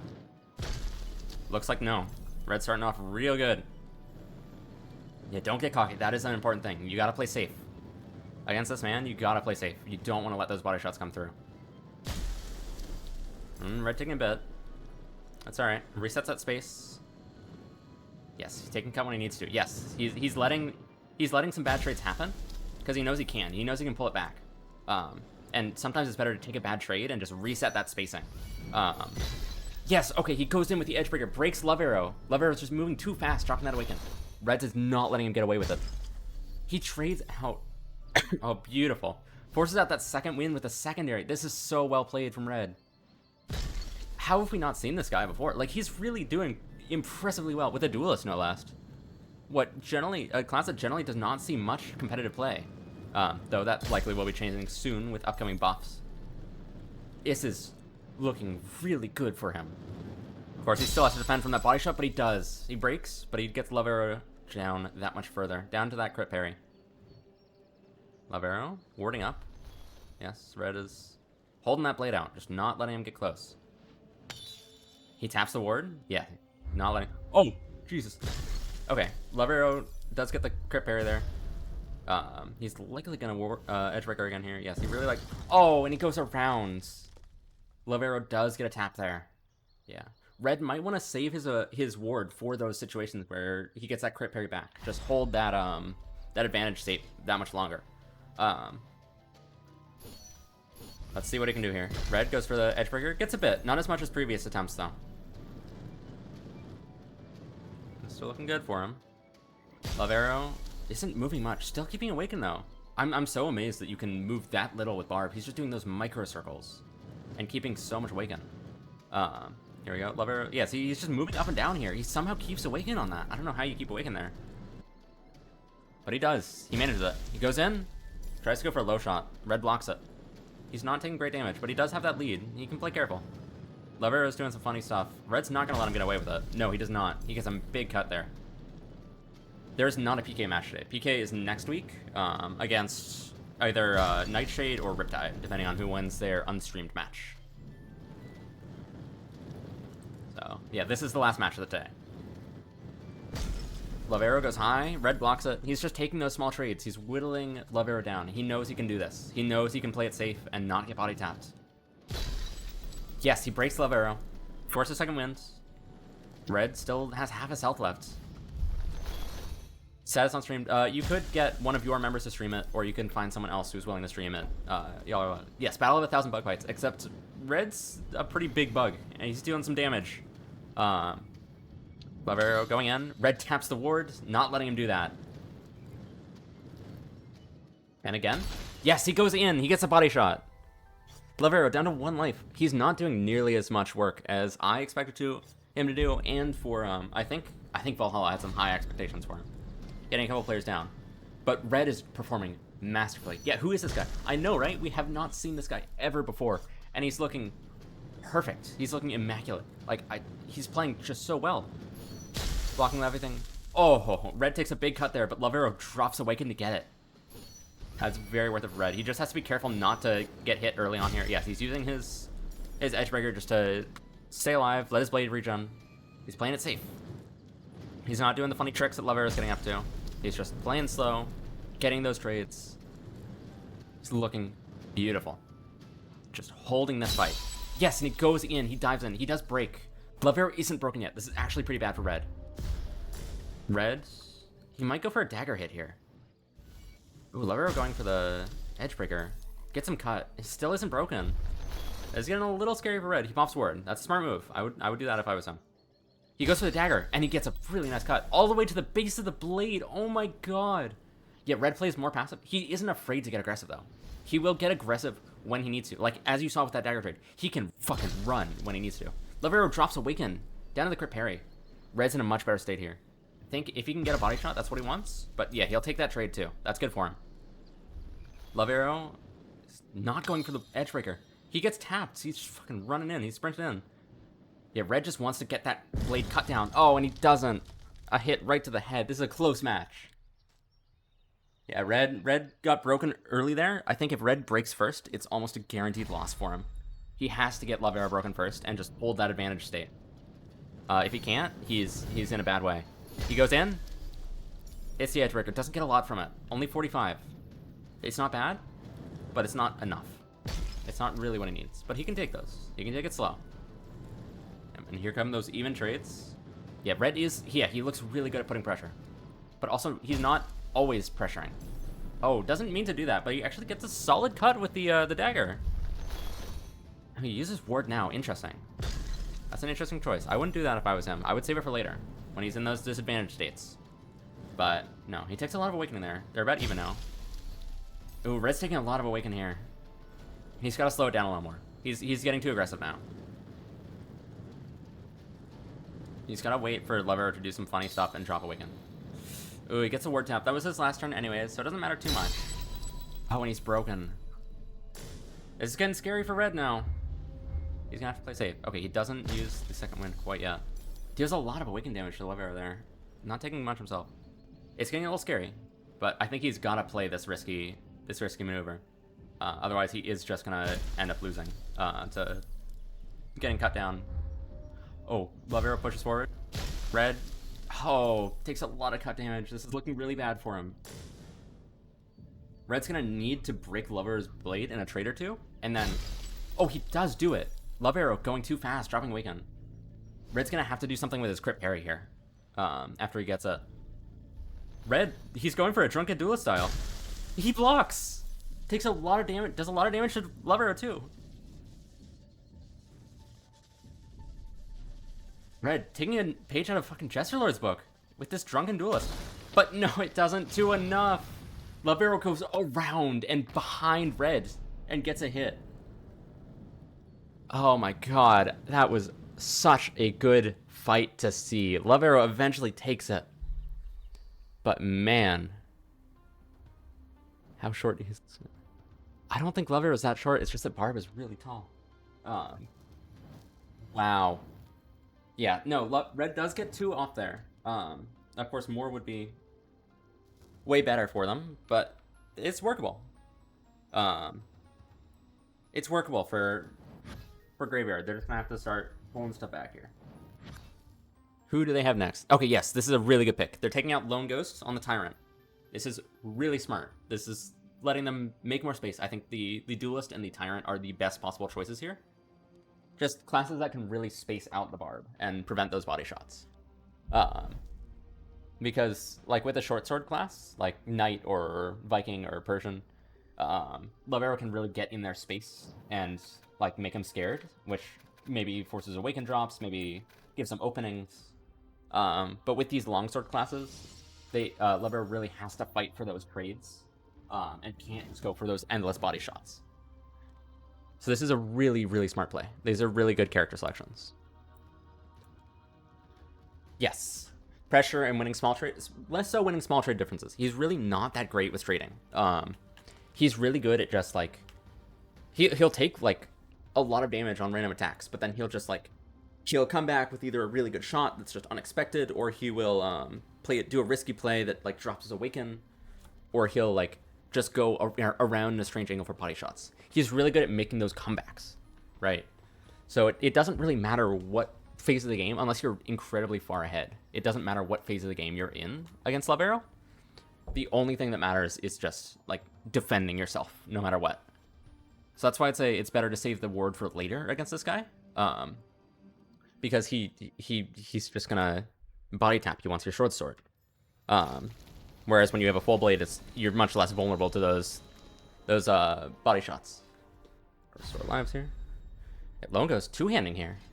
Oh, he wants to take lives off of Lavero. Lavero, okay, here they go. They're communicating. Okay, there we go. They figured it out. Sweep. We get calls for... I don't think Lavero can sweep here. He only has the 1 life left. Lone Ghost is a really strong player, and the Tyrant is a really good pick against this guy, I think. Like, you could see just from that first trade, even though it was a bit unprepared, Lavero just took a ton of Awaken damage. No problem. I'm not sure about no problem. I think Lone still has to be careful here. He needs to avoid any body shots. He needs to not lose a life here. Well, that's not what... Yeah, that's not what he needs to happen. Yeah, so exactly, yeah, very much a caster skirt. But going forward, he has to try and avoid body shots. Okay, this early ward, it'll work. Yeah, so there we go. If he can just get those tip trades, he will win it. Lavero just doesn't have that awakening. Okay, Lone Ghost is charging in. He needs to stop doing that. He needs to play back, wait for Lavero to make a mistake. Okay, he's letting his sword recharge with a ward. That's smart, Get that long blade, and just get that awaken differential. Like, every attack is doing this massive amount of damage, because Lavero doesn't keep max awaken. He just keeps enough to body shot. And Lone Ghost goes in. He gets a big cut, but he loses awaken. This is not what he needs to do. He's got to play this slower, and he's got to play this smarter. Lavero is looking to do something funny here. He's just going to get his ward tapped for it, though. I think he's just letting his sword recharge is what he's doing. Yeah, Lone. Oh, taking a ton of awaken again. He can't be doing that. He's got to be playing slower. So unless he can get this block, which he does, and then a lot of damage on Lavero, it's not going to end well for him. If he gives Lavero the crit parry here, he's done for, I think. But it looks like he will. This is going to be scary for him. Lavero has that edge breaker, and he is going to use it here. Unless he goes too fast, which he does, but it doesn't matter. He goes above, and Lone loses another life. He's got to be playing these smarter. He cannot be dropping awaken that often. He's just going to lose if he does that. So slow it down. Play it back. Like, let the guy come to you and just trade. See, Love Arrow does not have the awaken differential to survive these hits if you just keep doing it. Yeah, that was pretty bad. Yeah, there we go. This is more even. This is better. This is what Lone wants to be doing. Yes, just playing back. Step back when he approaches and just get those awakening trades. Get those tip trades. Play how Tyrant is most annoying to fight and strongest. Yeah, this is much better. See, he's slowly evening out that gap. And Love Arrow just can't get close enough. He fakes the Edgebreaker. Interesting play. Okay.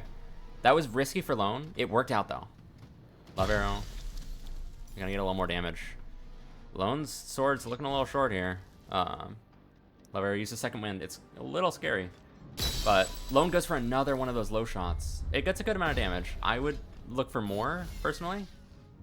I would just try and keep that half sorting.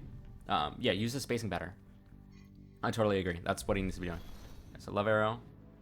He has this thing. Yeah, Lone does still have a an Edgebreaker, which is really, really good for him. He has to use it here, pretty much. Thing is, Love Arrow is probably just going to trade it. Okay, there goes the ward. That's big. That's really big. So, Love Arrow. Yes, he drops the Edgebreaker. That's exactly what Lone needed. So now he can just trade. Lone still has that crit parry. He can survive an edge hit. And he goes above. There we go. Love Arrow's rampage is stopped. Just barely in time. Just barely.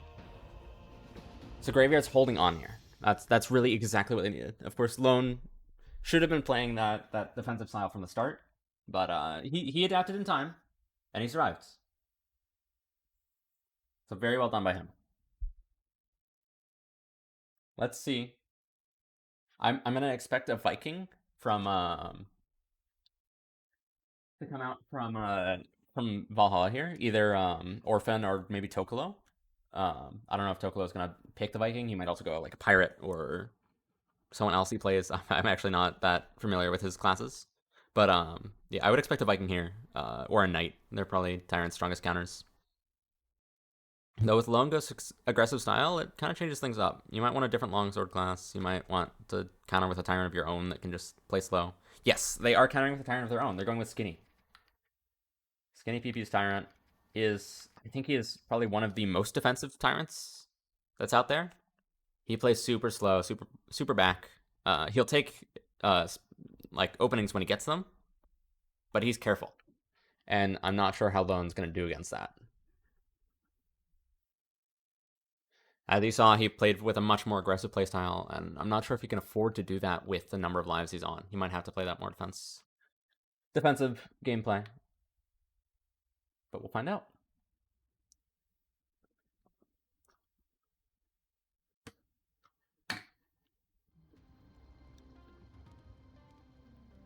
Yep, Skinny, here on Tyrant.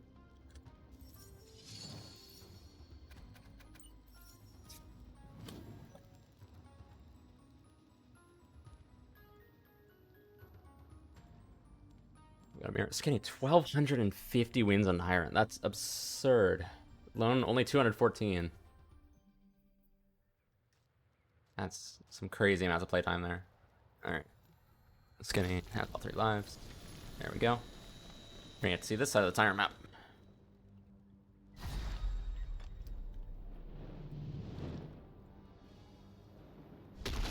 Alright, yep. First couple lives are gonna get taken. Sweep. It's a bit late for sweep now. Graveyard's gotten at least one game off, so sweep is no longer possible. But Valhalla can still put in some work here. Can still do some damage. I do think Graveyard might be fighting a man down. Someone was talking to me about that earlier. So it may be a 7v8. Our name's not updated? I swear I hit that. There we go. Alright. Okay, yeah, that's a really good first trade from Skinny. This is about what I expected. Lone Ghost is getting aggressive and just losing those trades. Skinny's actually two-handing here using Legendary, and he gets some massive cut. This is not the gameplay I expected from him. What about the overlay? The overlay's right. Oh, a smart play from Lone Ghost, but it doesn't quite work out. He is broken. Skinny He's gonna get aggressive here, probably. Oh, but he doesn't do enough. Lungus breaks him. And gets another. Not taking much damage. Okay, they're about even here. Yeah, they have the exact same material. Oh, and it doesn't matter. Lone just isn't prepared for that high shot. Skinny kind of jumps up. Takes him down. It's 3 for Valhalla. Graveyard's gonna have to start making a run back here.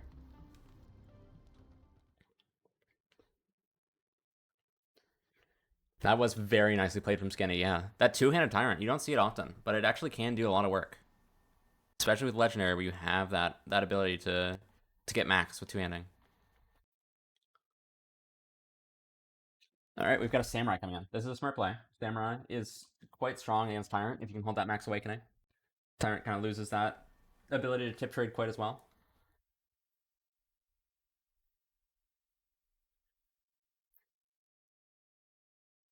Let's see what he can do.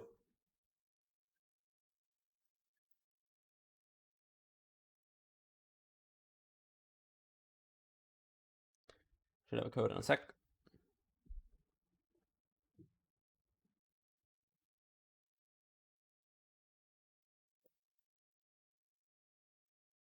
There we are.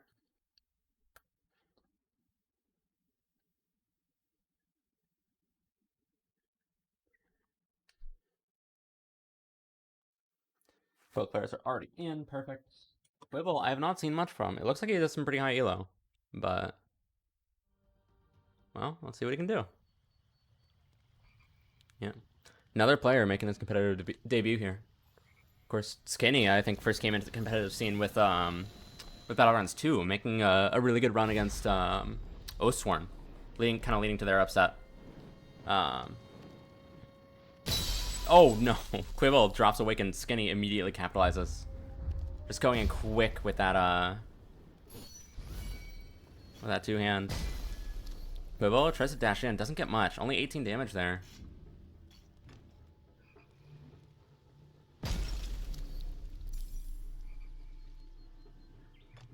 Alright, that'll do. Yeah, Skinny's just eating this guy up. He's not holding nearly enough Awaken to trade.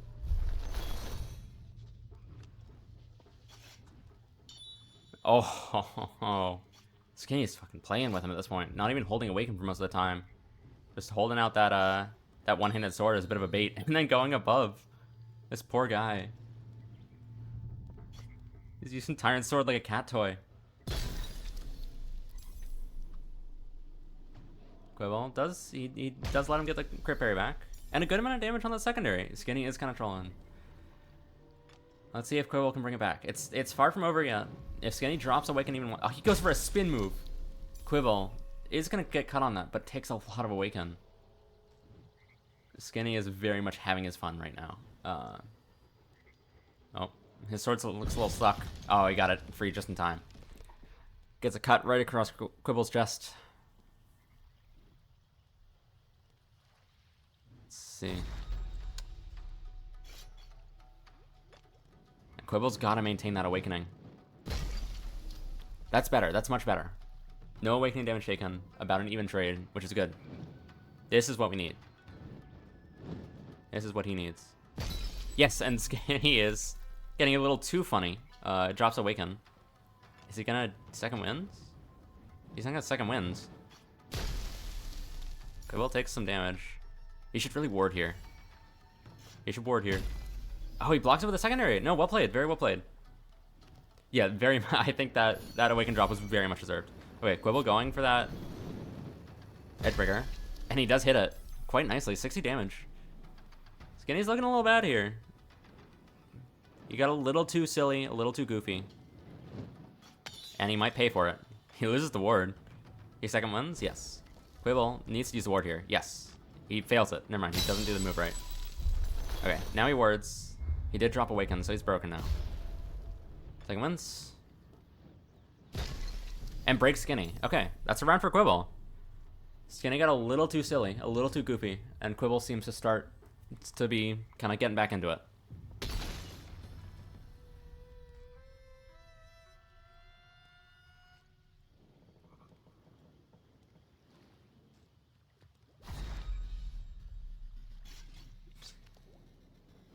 Yeah, no. 1 life down is quite useful. At the very least, he's helping out the next member of his team. Oh, Skinny's good? Okay, he's good. Oh, he drops Awaken again. Yeah, Skinny's just getting a little too silly here.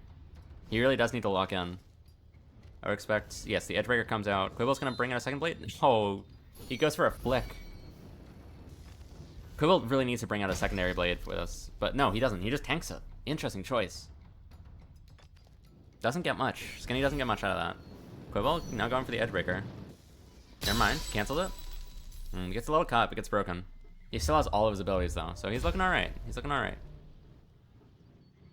Skinny down to just a crit parry. Oh, okay. Quibble resets stuff by pulling out a Wakizashi, but doesn't get much out of that. 1 damage. Oh yeah, he's taking a lot of Awaken now. Skinny seems to be locking in a little. They're still about equal, though. Neither a crit parry. Both very short swords. Oh. Skinny does lose a lot of Awakening to that, but does block it. Saves himself from that body shot. Quibble. Oh, gets the ward broken. Looking a little scary for him.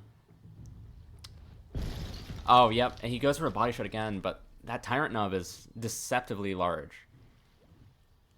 Right? You can't really trade it out. When you've got equal length swords. Yep. Skinny's trying now. Quibble's still getting a really good cut there. He's looking good.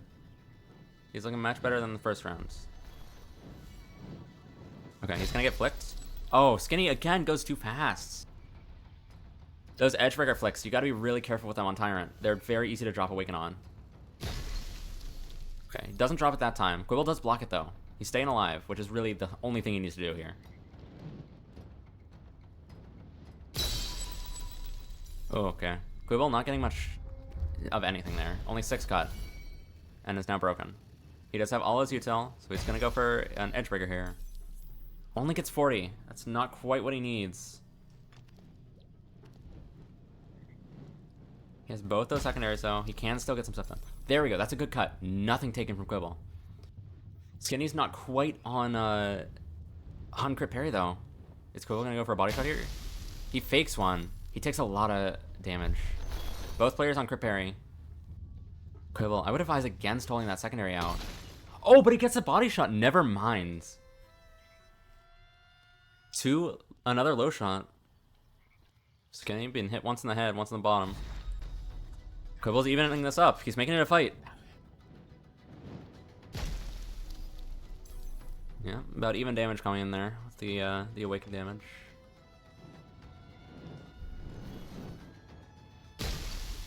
Oh, big hit from Skinny. Quibble's not getting enough there. If Skinny can just hold Awaken, he's probably got this. He goes for the Edgebreaker, and he breaks Quibble. Okay. It's looking scary for Quibble. Skinny is getting a lead. He doesn't second wind. This is a strange choice. Oh, he charges in with the secondary. Gets 80 damage. It's not over yet for him. Quibble still has a chance here. Oh, a lot of Awaken there. Skinny's not quite broken. Quibble not quite on the crit parry though. He still has a chance. He has to get some cut damage here. Just break Skinny. He does. Skinny still has second wind and crit parry. He's not using either yet. Oh, and he goes above. Takes Quibble down. A good fight got put up though. Quibble taking 2 lives to off. Keeping it pretty even. But Valhalla does advance at 4. Graveyard's task is getting harder and harder here. They're really gonna have to kind of pull back here.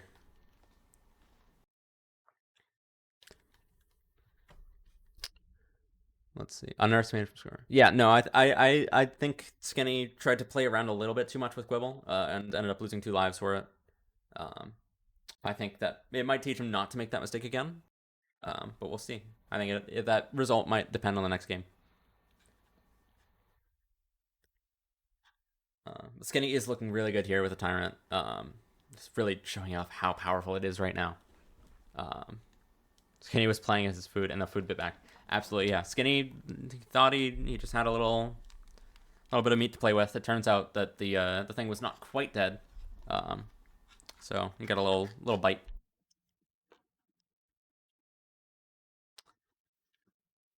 Let's see if it really affects him later on.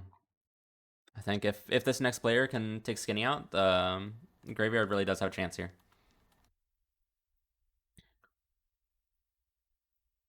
Yeah, Skinny likes his meat raw.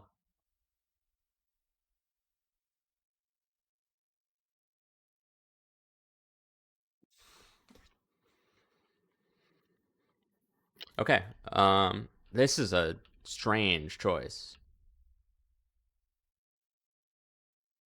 They're sending in a Persian against a Tyrant.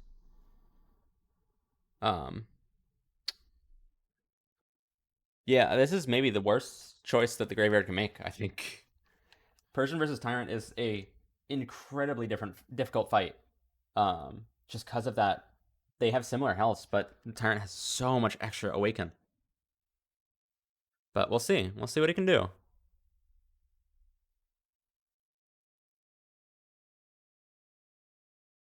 Yeah, no, Persian used to be quite good against Tyrant, but just that health nerf and the speed nerf alongside it really made it difficult.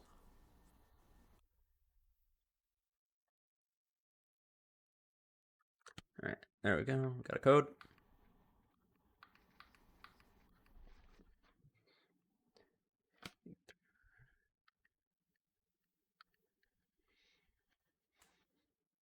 And here we go.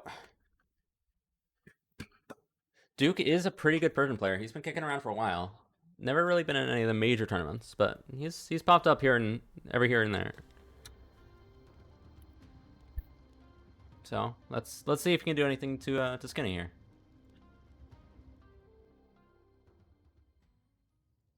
Let's find out.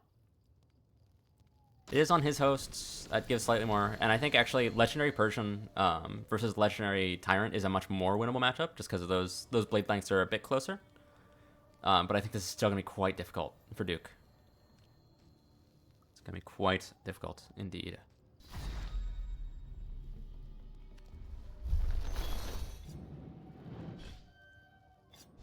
Okay. Duke used his ward too early, so he's gonna. Oh well, none. It resets each round. Yeah. Having some fun with one-handed.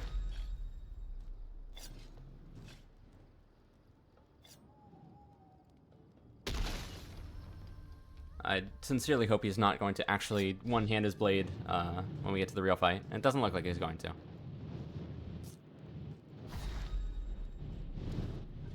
Yes, okay. He's dancing around. He's doing some very wide swings. He's got to be careful with those to not get body shot. Alright, first trade goes through, and this is about what you see each time you see Tyrant in a Persian fight. A Persian just can't get that much. That was good, though. Okay. Never mind. It might be possible. Duke getting a little Awaken damage there.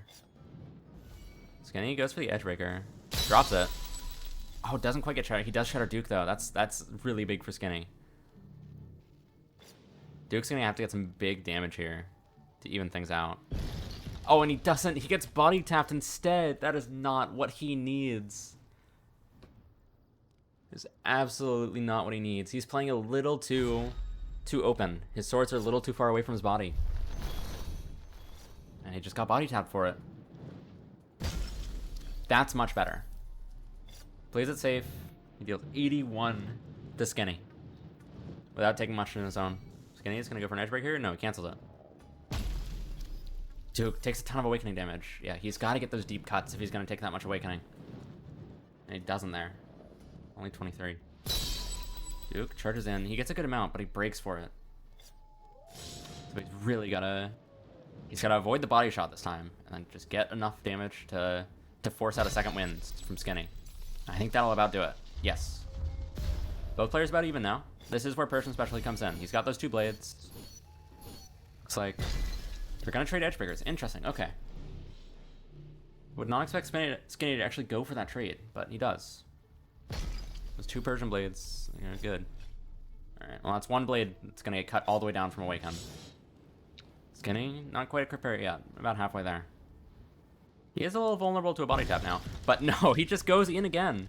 Again, Duke leaving his center super open, just accepting those body shots. And Skinny in good form here. He's looking good. W Skinny indeed. He is playing very well. Oh, and a big cut there. 80 damage. Almost half of Persian's health. So yeah, Skinny's controlling. He's actually half sorting now. He's been two-handing the whole time before. But yeah, now he brings out the half sword, and it's just not possible to get cut for Duke. The same strategies he was trying do not work anymore. He's using second wind before using both blades up. It's an interesting choice. And Skinny charges forward when Duke tries to use the edge trigger. It only takes 1 damage, and now he threatens the edge trigger of his own. This is looking really bad for Skinny. Yes, he loses a whole blade. He's running out of resources really quickly here. I don't see a way of him coming back into it. Unless Skinny drops Awaken, and even then, I don't know. It's difficult. Looks like Duke has a... Okay, no, both blades are Kaferi. And he doesn't get anything there. He would have had to get a lot of cut there. It's dangerous.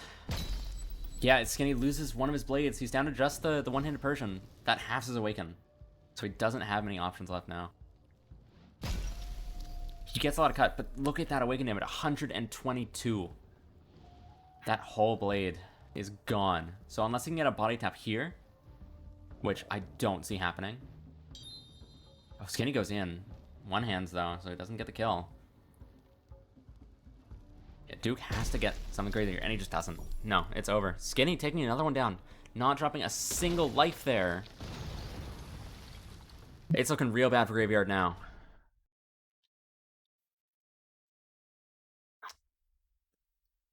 Again, a similar situation to what is it? To our previous match. Where a couple players are just like taking some space and then just gaining momentum and going and going and going and not dying. Right, a Blaze Wand finishing a bunch of people off at 1 life left. This is the same thing.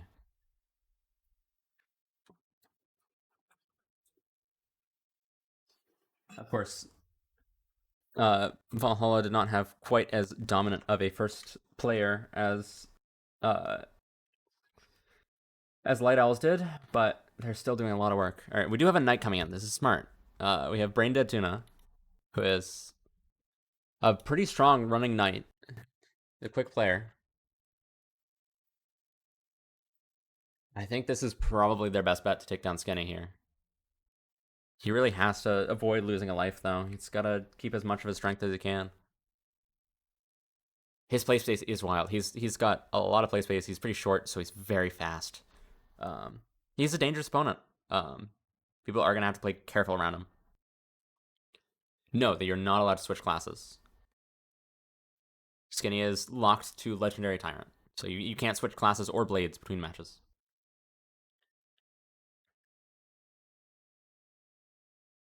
Yeah, no, it's the same rules as Battlegrounds has been with that.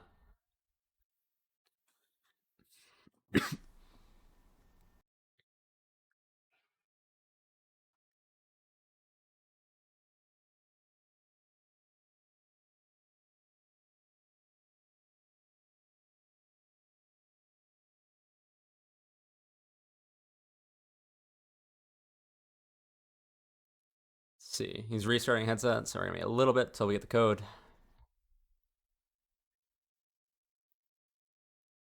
Next week, I'm gonna be a fair bit harder on players who aren't ready to join in. I'm gonna start taking lives off. I'm gonna, like, if you're not quick, I'm gonna start removing you. Devigo stream after this. I don't have Devigo, so I'm alright. I'm probably just gonna wind it down. I'm happy with a shorter stream this time, so the 10 hours that last Battlegrounds went to. Well, no, I know, but I don't have the VR version. But yeah, I think I'm probably just gonna wind it down after this. Yeah, take a short stream.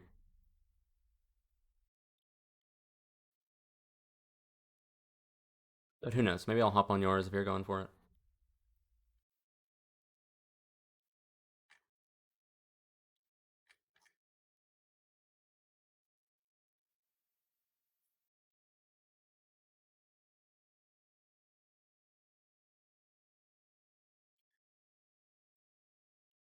So waiting on a code here.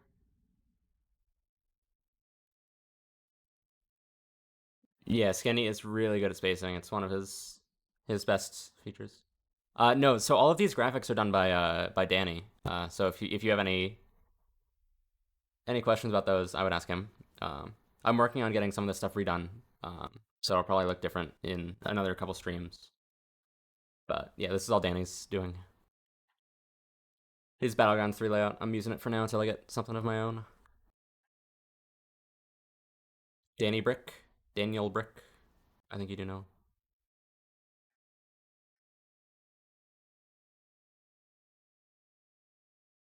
Yeah, that one.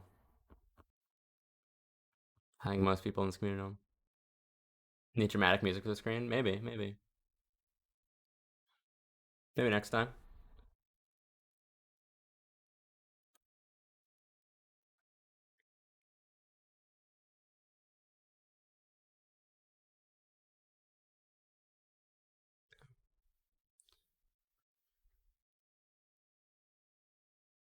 Let's see.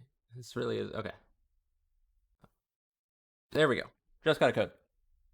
Took a while. That happens. 2, 3, 4. Again, next week, I'm not gonna be easy on you guys. We're gonna take away lives if you're not quick. So be smart about it. Players are in. Let's get to it. Update those names.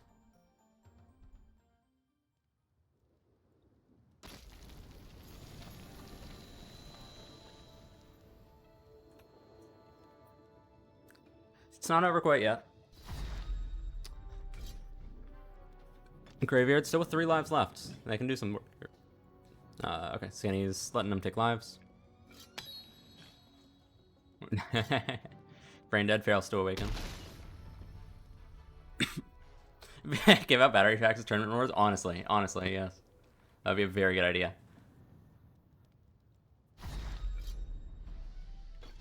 Guys, what if we do a camera angle kind of like this? We go further back. Let's see Brain Dead's play space in full action, because I think it's going to get used a lot here.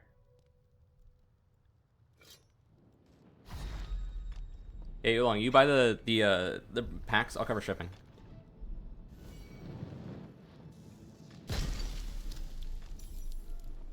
Alright, good trade starting out from Skinny there. Or sorry, for Brain Dead. Yeah, that 9th health is making a big difference. This matchup is still one of the hardest. Oh, Brain Dead goes low, gets a body tap. Horrible camera angle, we will change that. Just trying it. I don't know, having some fun with it. Alright. Skinny goes for the edge breaker. Doesn't get much from it. Well, no, it gets a fair amount. It is cinematic. Fine, they ain't ready for it. Oh, Brain Dead drops Awaken. He's broken. Both players broken. Skinny is down just to that crit parry. Brain Dead choosing to use the edge breaker. No, he fakes it and goes for the short sword play. Interesting. Why he uses... Yes. Why he's using edge breaker while Skinny has a crit parry, I don't know. I think that is probably one of the worst decisions to make in that situation. Because he could use it here quite easily. Oh, yeah, and he... Wait. What? Oh, he went out of his play space, I think. He may have gone out of his play area there. Taking a lot of damage. Okay, both players are about even here. Braindead's gonna have to get a really good cut. It's okay. He takes a fair amount of Awaken, though. This is dangerous for him. He's gonna have to make a sprint. Yeah. Here it goes. Yes, he goes for it. Takes Skinny down. Doesn't lose a life. That is exactly what the graveyard needed. Skinny, his reign of terror has finally come to an end. The sweep has been prevented. Let's see if Tuna can make this comeback. I think he is one of the more likely players to make it. He is quite a strong player. So we will see what he does. I'll code shortly. See who he is up against. I would expect probably a Viking, if anyone, to come out here. Orphan, maybe a pirate. So pirate matchup is not great in Persian. Yes. Okay, it is a pirate. Tokolo is coming in as a pirate. This is an interesting choice. It will probably work out fairly well, though.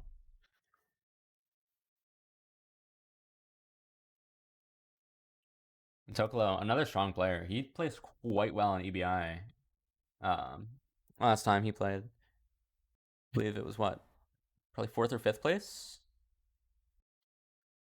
So he's someone to be scared of here. Brenda, yeah, he's gonna have to be careful. And there's our code. Nice and quick, just as it should be. Top 3? Was he top 3? Wasn't it Dopey, Skinny, and Love top 3? This was Ronan V Knight. It might have been different. Interesting. Has anything happened? Many things have happened. Valhalla is dealing out. He was 5th. Yes. Thank you, Love. Welcome to the stream. Here we are. Tokalo. Here we go. Braindead has swapped characters. Braindead is not allowed to swap characters. Hold on.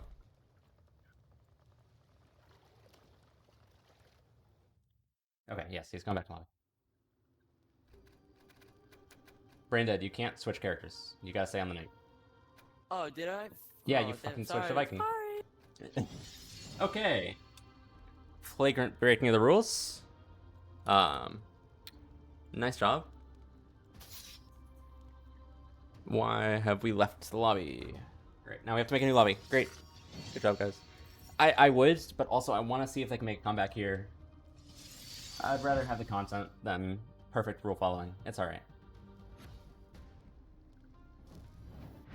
Gotta have the content. Graveyard instant DQ. No. Rule break. Yeah, he is. He is.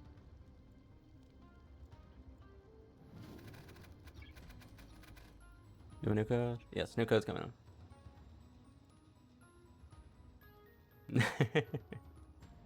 Alright, yeah, well, hopefully he will not pick Viking this time. He picked Legacy Viking, of all things, against Pirate.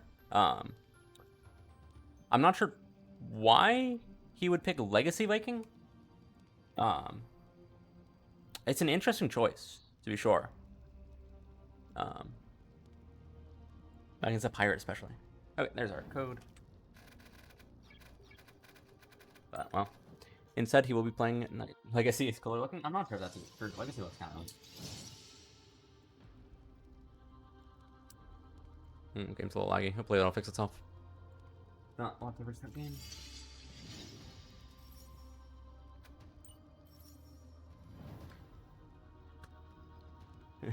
Hit the content button. Yeah, the content's the most important thing. Yeah, it should fix itself once we get in the game. If not, I'll restart my game after this fight.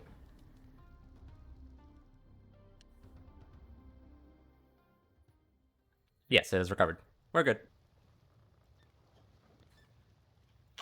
We are all good. It's just my computer slowly killing itself. Nothing to worry about.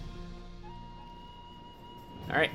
Let's see what Tokolo can do here. Let's see what Braindead can do here. The pressure's on him. Oh, and a really big cut to come out to start. That is massive. That is so massive. Over half of Tokolo's health gone. Braindead taking almost nothing. He goes low. He takes a bit of damage, but that Knight health doesn't mean much. Yeah, that's a full health shot. He just tanks it like it's nothing. Yeah, okay. Tokolo's broken. Braindead still has about a third of his health left. He's taking 2 health shots in a row, but he's still living. Okay, Tokolo takes a bit. Braindead using second wind here. They're about even. Of course, Tokolo has all of his secondaries still. And Edgebreaker. Braindead goes low. Pretty much nothing there. Across the board, 0 damage. Oh, Braindead goes above, gets the dagger. That's pretty big. There goes that second Edgebreaker. There goes that option. Oh, both players down to parries now. Okay, Tokolo is bringing up both swords. Braindead also bringing out a sword. Tokolo faking him out, goes low and gets the hit. Braindead down life. Not great, not great.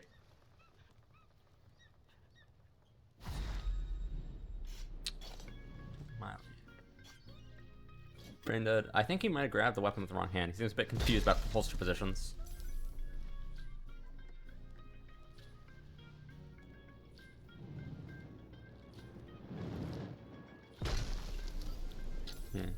Toklo getting large amounts of cut, but taking a bit of a awaken. It's about an even trade there in terms of overall health percentage. Yeah, Brain dead. He's not holding awaken enough. Toklo's just minimizing cut and winning. Brain dead's gonna need to get a lot more here if he wants to do anything. Oh, he tries to go down, but no. Toklo's ready for it. He gets another beautiful hill shot on Brain dead. And he's looking bad now. It's getting dangerous. Toklo goes for the icebreaker. Brain dead. Yes. Okay, his weapons are on the wrong hips. He grabbed the sword with the wrong hands. So his short sword wasn't where he expected it to be.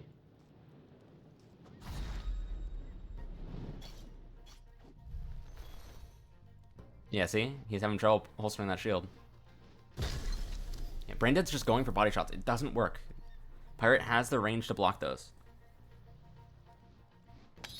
He's gotta... Braindead has to focus on some trades. Use that speed to get in for a hilt shot instead of a body shot. And you know, he's just going for more body shots. He's just aiming for it.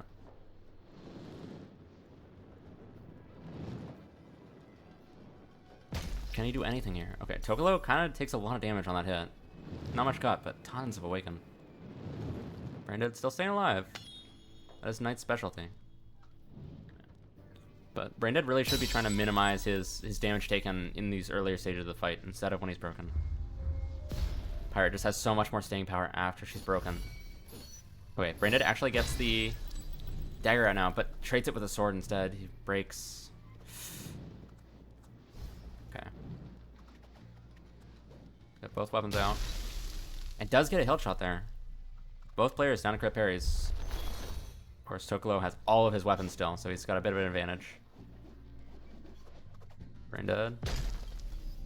I don't know how that connected. That didn't look like it connected, but it did. Secondaries get traded. Not much happening. Okay, Braindead gets the sword back. He does still have his Edgebreaker, but Toklo still has that ward up. And, oh, sweeps his sword. And a 3-0 for Toklo. Making it look easy. Way too easy. And that puts Valhalla up to 6. Yeah, Toklo not even losing a life there. That's difficult. That is difficult. Yeah, Toklo playing so well.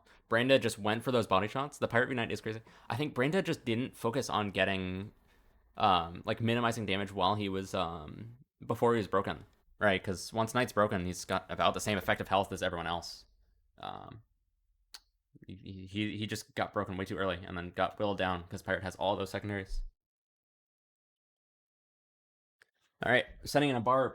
This is a good choice. Barb v Persian or Barb v Pirate. This is a solid matchup. Sending in Sledge.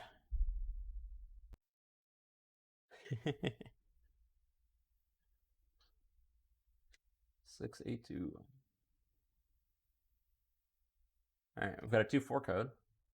But not on Tokolo's servers, so he'll be fighting a little lag here. Good for Sledge. Yeah, no, the only thing that Brenda did was just charge, which didn't work against Tokolo. Tokolo was playing smart.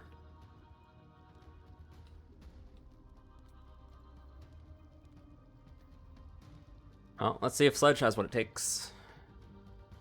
Take down one of this game's best.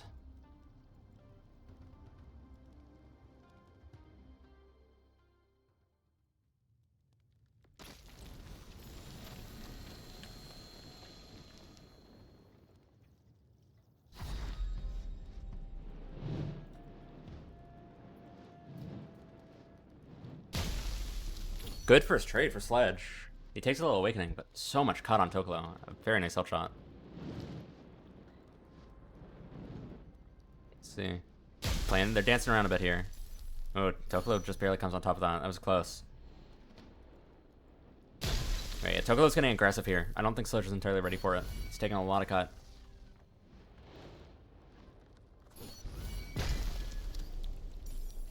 Yeah, Tokolo, he's playing almost entirely different here as he did versus Braindead. He's playing much more aggressive. He's pushing into Sledge's space much more.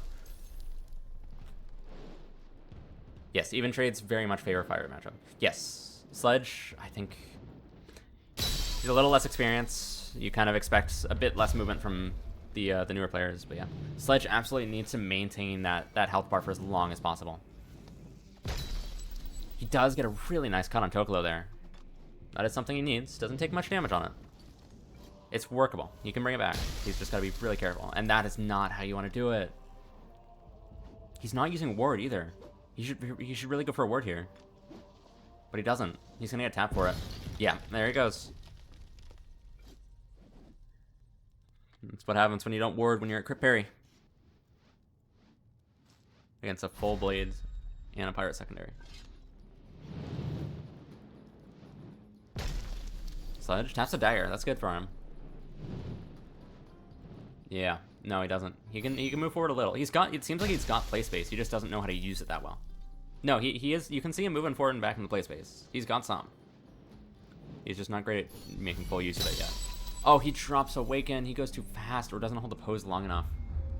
Yes. Pirate or Persian. Those two are deadly when you're at a crit parry space. He uses the... Oh, that's not a good play. He uses that Edgebreaker on the ward. Yes. Barb, absolutely one of the most movement-intensive classes in the game. You gotta keep on top of your opponent, keep that pressure up. That was good. That was a very good trade. Sledge not quite out of it yet. He still has some resources to work with. He just has to remember to use the ward this time. Yes, he does. Okay, good. It's maybe a little early, but that'll do. That'll do. He's got to get Tokolo's blade cut down here. Ooh, and he gets cut down by the secondary. That's not a horrible trade for him, but it's not great either. He's got to play careful now. Tokolo's threatening the use of that axe. He goes low. Sledge isn't ready for the low shots. Okay, he's got to get a little lower on the floor. Oh, he does trade it, and Tokolo doesn't have any Awaken. So Tokolo's down to the crit parry now. Sledge... Oh, he's not able to back up enough to minimize that damage. He takes about half his sword from that secondary. Yeah. Tokolo. Oh, he takes even more from the axe. Yeah, Sledge has to get a body shot now or he's done. And I'm not sure if he's going to have the movement to do it. He tries to go low, but no, he doesn't get it. Tokolo, another life for him. Nice little fist bump there. Players is being friendly. Yeah. No, Sledge really just does not have the movement needed to take this fight. Tokolo's being really good with his spacing. He's getting in right where he needs to. And Sledge just can't counter that. Oh, Axe gets... Yeah, Tokolo is about to take this, really. The Axe gets traded out. It's not what Sledge needs. This is very much not what Sledge needs. He can't be taking those even trades. He has to take an early lead. And he's just not able to do that. Tokolo going for the Edgebreaker. Yep, cutting him down even more. It's not good for Sledge. He really needs to get a incredibly good cut. If he can force Tokolo to drop Awaken here. But no, he drops Awaken himself. Down to just a couple abilities left. He takes... Oh, he takes a full sword from that dagger.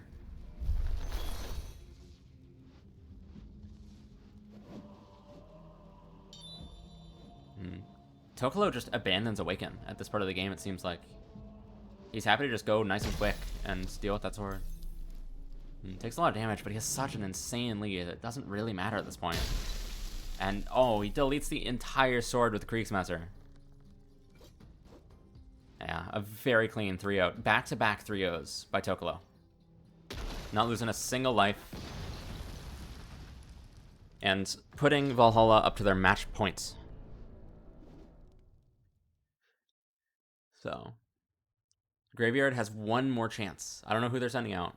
They have one more chance to save things. Let's see who they got. I don't even think it was that much of having a larger play space. You just needed to use the play space a little better.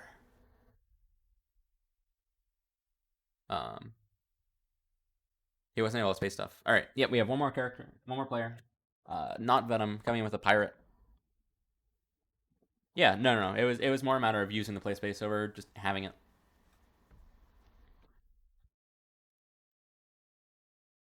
Not Venom, former Shadow Wizard Money Gang member. So shows some potential from him. Had of course got second last Battlegrounds, and yeah, a couple of their members have ended up in a graveyard. Duke was also from there. Yeah, no, this is going to be a very difficult fight back. Would have to take out 6 players in a row, with 3 lives. So you get to lose a life every other player. Yeah, Longos has played. He lost to Skinny.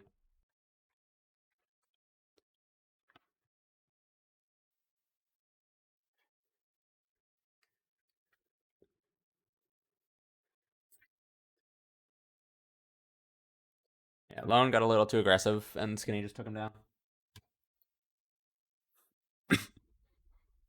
Ah, yes. Well, yeah. Love Arrow did take 2 off him as well.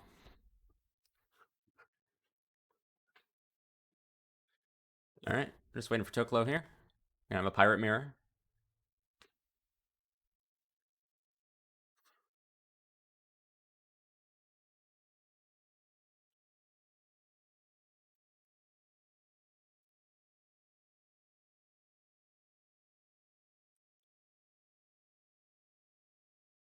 Should be in just a second. Here we can go to the game.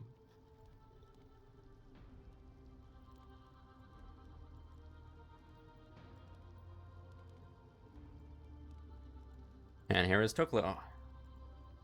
Should be starting in just a second then.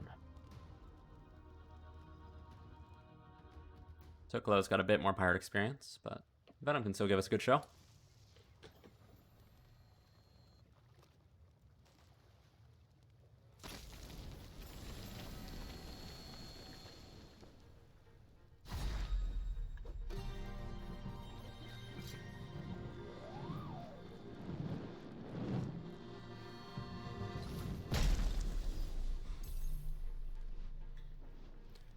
All right, good first trade with the dagger there. Venom seems to be bowing down. Oh, drops all awaken. At least gets 100 cut to make up for it. They're about even now. Toklo's not going to lose Pirate v Pirate? I don't think that is likely, no. Unless a really nice secondary hit there.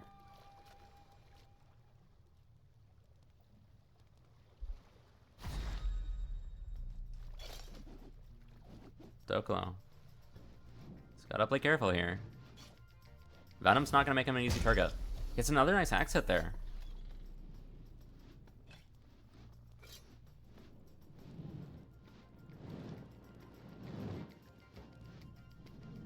Oh, I love it. Venom just chops that awakening. And gets hit with a low shot. Yeah, faulted Yeller falling off the coordination. Oh, Venom going for both secondaries. Interesting choice this early in the game. Doesn't really pay off. Okay, he was having a little difficulty getting his cutlass there. Even I'm awakening their sword challenge. Yeah, he's stopping his movement a little too often. Just dropping that awakening. Let's see, Toklo. Yeah, Toklo's just holding that constant. Yeah, Venom's actually using main as well, which is making it a lot more difficult for him. So, I mean, that extra range and lack of true edge can be useful, but only if you can actually hold the awakening, which, again, Venom is just not. He accelerates on his hits, and that costs you the rounds. A lot of damage there. Is using up those valuable secondaries, though. He's down to just the axe, while Toklo still has all of his. And actually, axe gets pulled out, and it gets traded with others. So Toklo, yeah, is... Despite equal health, Toklo is looking a lot better overall. Ooh. Toklo almost hits the ward with a Edgebreaker, but ends up canceling just in time. Venom goes for a spin move. Still ends up using the Edgebreaker, though. God's greatest axe trade? No, that was God's weakest axe trade by far. Okay, Venom down to the second wind. He's having a little difficulty with it. There we go. And, oh, he hits in. Toko did not lose a second life. I missed the button. Yes. Okay. Venom's down to 2.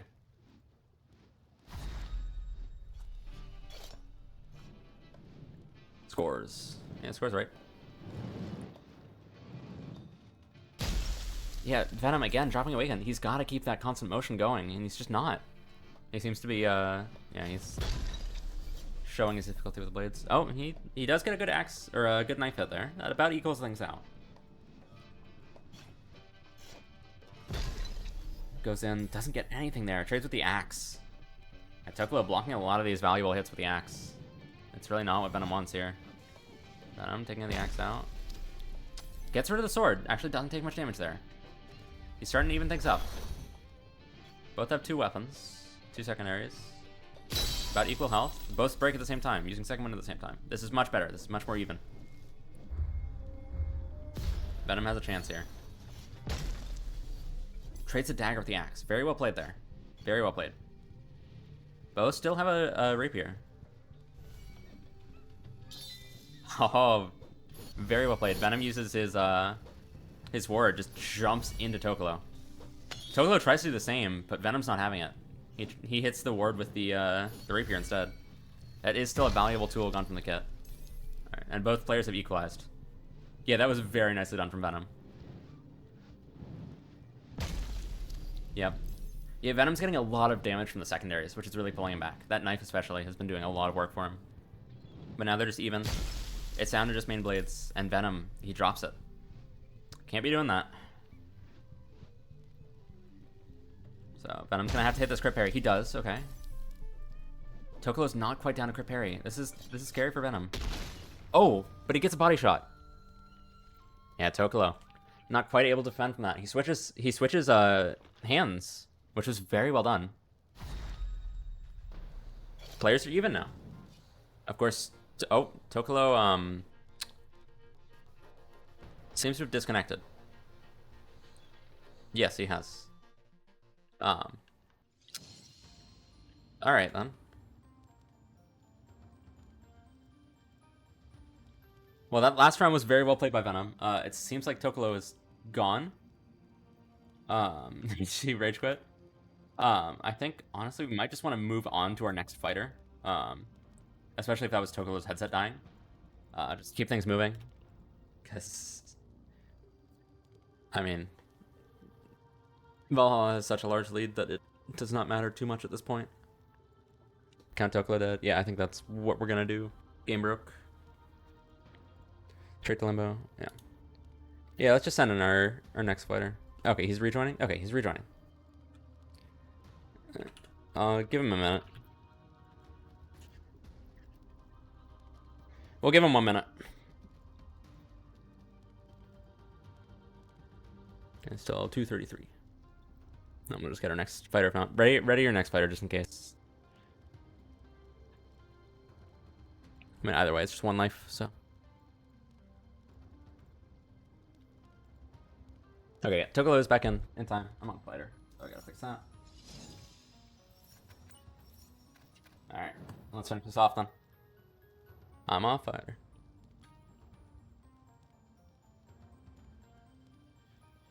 Venom's gotta pick his class again.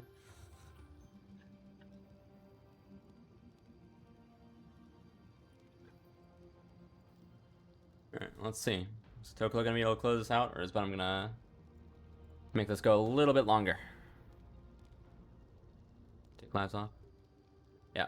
I'll see if they do. If not, I'll tell them to. I think they will. Tokolo's been pretty good at that.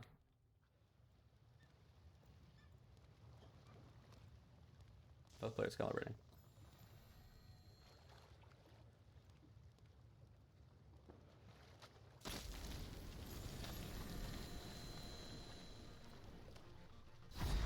It seems like Tokolo's game crashed or he died or something.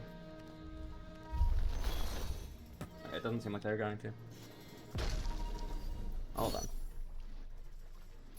My menu button.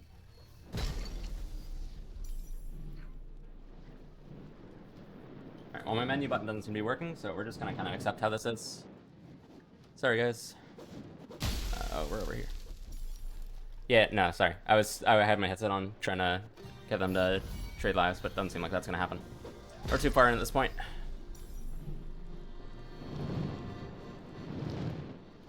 We'll just play it out. Seems like Tokolo's getting a pretty early lead. Venom also has, again, completely dropped his awakening.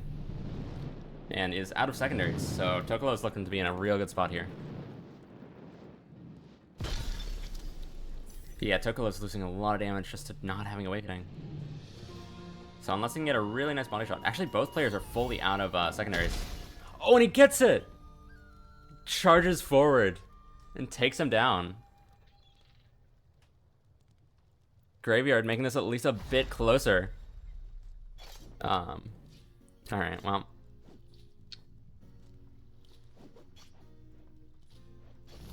Seems like Tokolo is just gonna be leaving here. Yeah. Oh, he... Okay, there he goes. Yeah, Graveyard takes it. Well done. Very well done.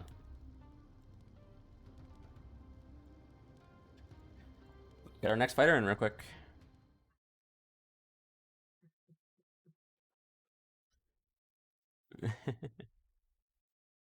All right. Yep, and they're bringing in Faulted on his Persian. It's gonna be a tough fight for Tokolo. Or not for Tokolo, for Venom. He's got to do it. He's got 5 more people to get through.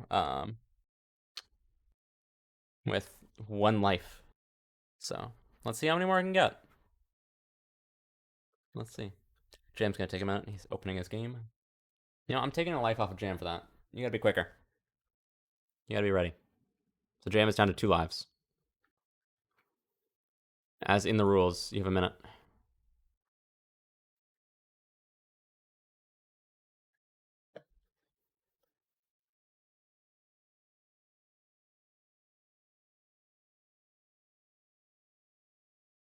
Walter does have to do all the work. He's very slow about it, though.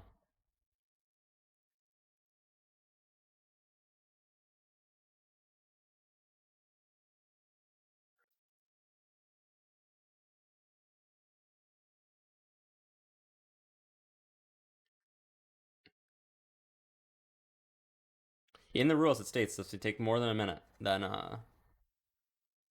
get a life taken off. So it has been more than a minute. I've been playing nice, but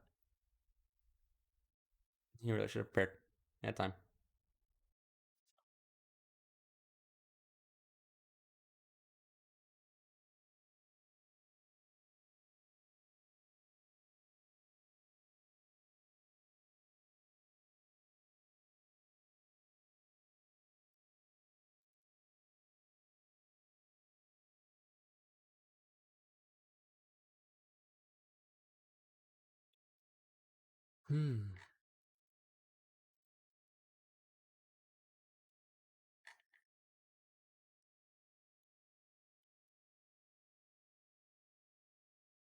All right.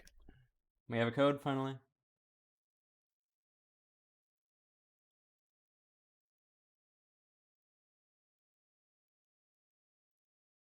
See if Venom can hold on for a little longer. There's a 2-4 code, so Venom's gonna be a little laggy. It's a bit scary for him. Time to knock up another life. I'll be somewhat nice. He got the code done.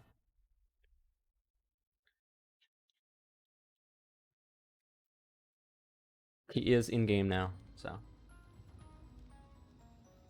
Venom's gonna win by time for it, but Jam was only losing 1. So yeah. Jam will be down to 2 lives. I should probably communicate to them.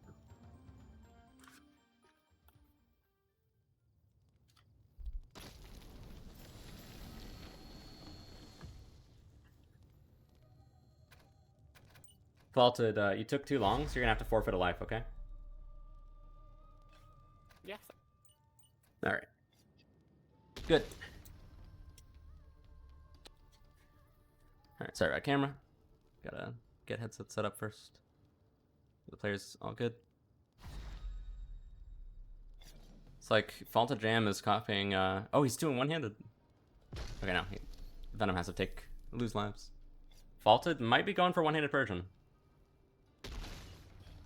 Which I would love to see. Rigged? No. Y'all still have many advantages. You're fine. It clearly states in the rules that I will take lives off if you take too long. Venom's struggling to his awaken his sword to kill Vaulted there. I'm gonna go back a little further. These guys are going out of my view. Vaulted has a lot of play space. Alright, get into the game for real. Vaulted is two-handing. That is unfortunate. I was hoping for one. But he's going in. Oh, it is already over. Oh, he was out for blood. He just wanted it finished. Oh my god. And that is it. Oh boy. Cham just rushing him down. And that is a victory for Valhalla. So them and Light Owls will be moving forward in the bracket. They'll be fighting, I suppose, in the semifinals in 2 weeks against most likely Peacekeepers and Green Acres. So yeah, 8-3 against all the guild. It's happy. Yeah, Valhalla is a very strong guild, so any result against them is quite good. Riptide's gonna be PK. We will see. We will see. So yeah, next week we will have. What is it?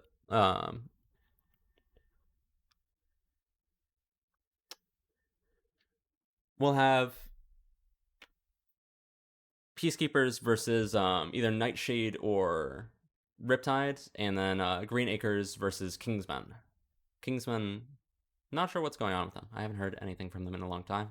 We'll see if they have a good roster or not. I know they have a couple strong players. They have Lion Farm, so they might do a little work, but Green Acres and Peacekeepers are probably the two strongest guilds. They're most favored to win this. So we'll see what happens. Vlone did not play in this one because they did not have enough players. So they got passed. Jam with it all. That would be quite impressive. I would respect that. But yeah, I think we are going to be ending it here. It's been a pleasure hosting. I think this one went quite well. And I will see you probably same time next week. Goodbye, everyone. Have a nice day.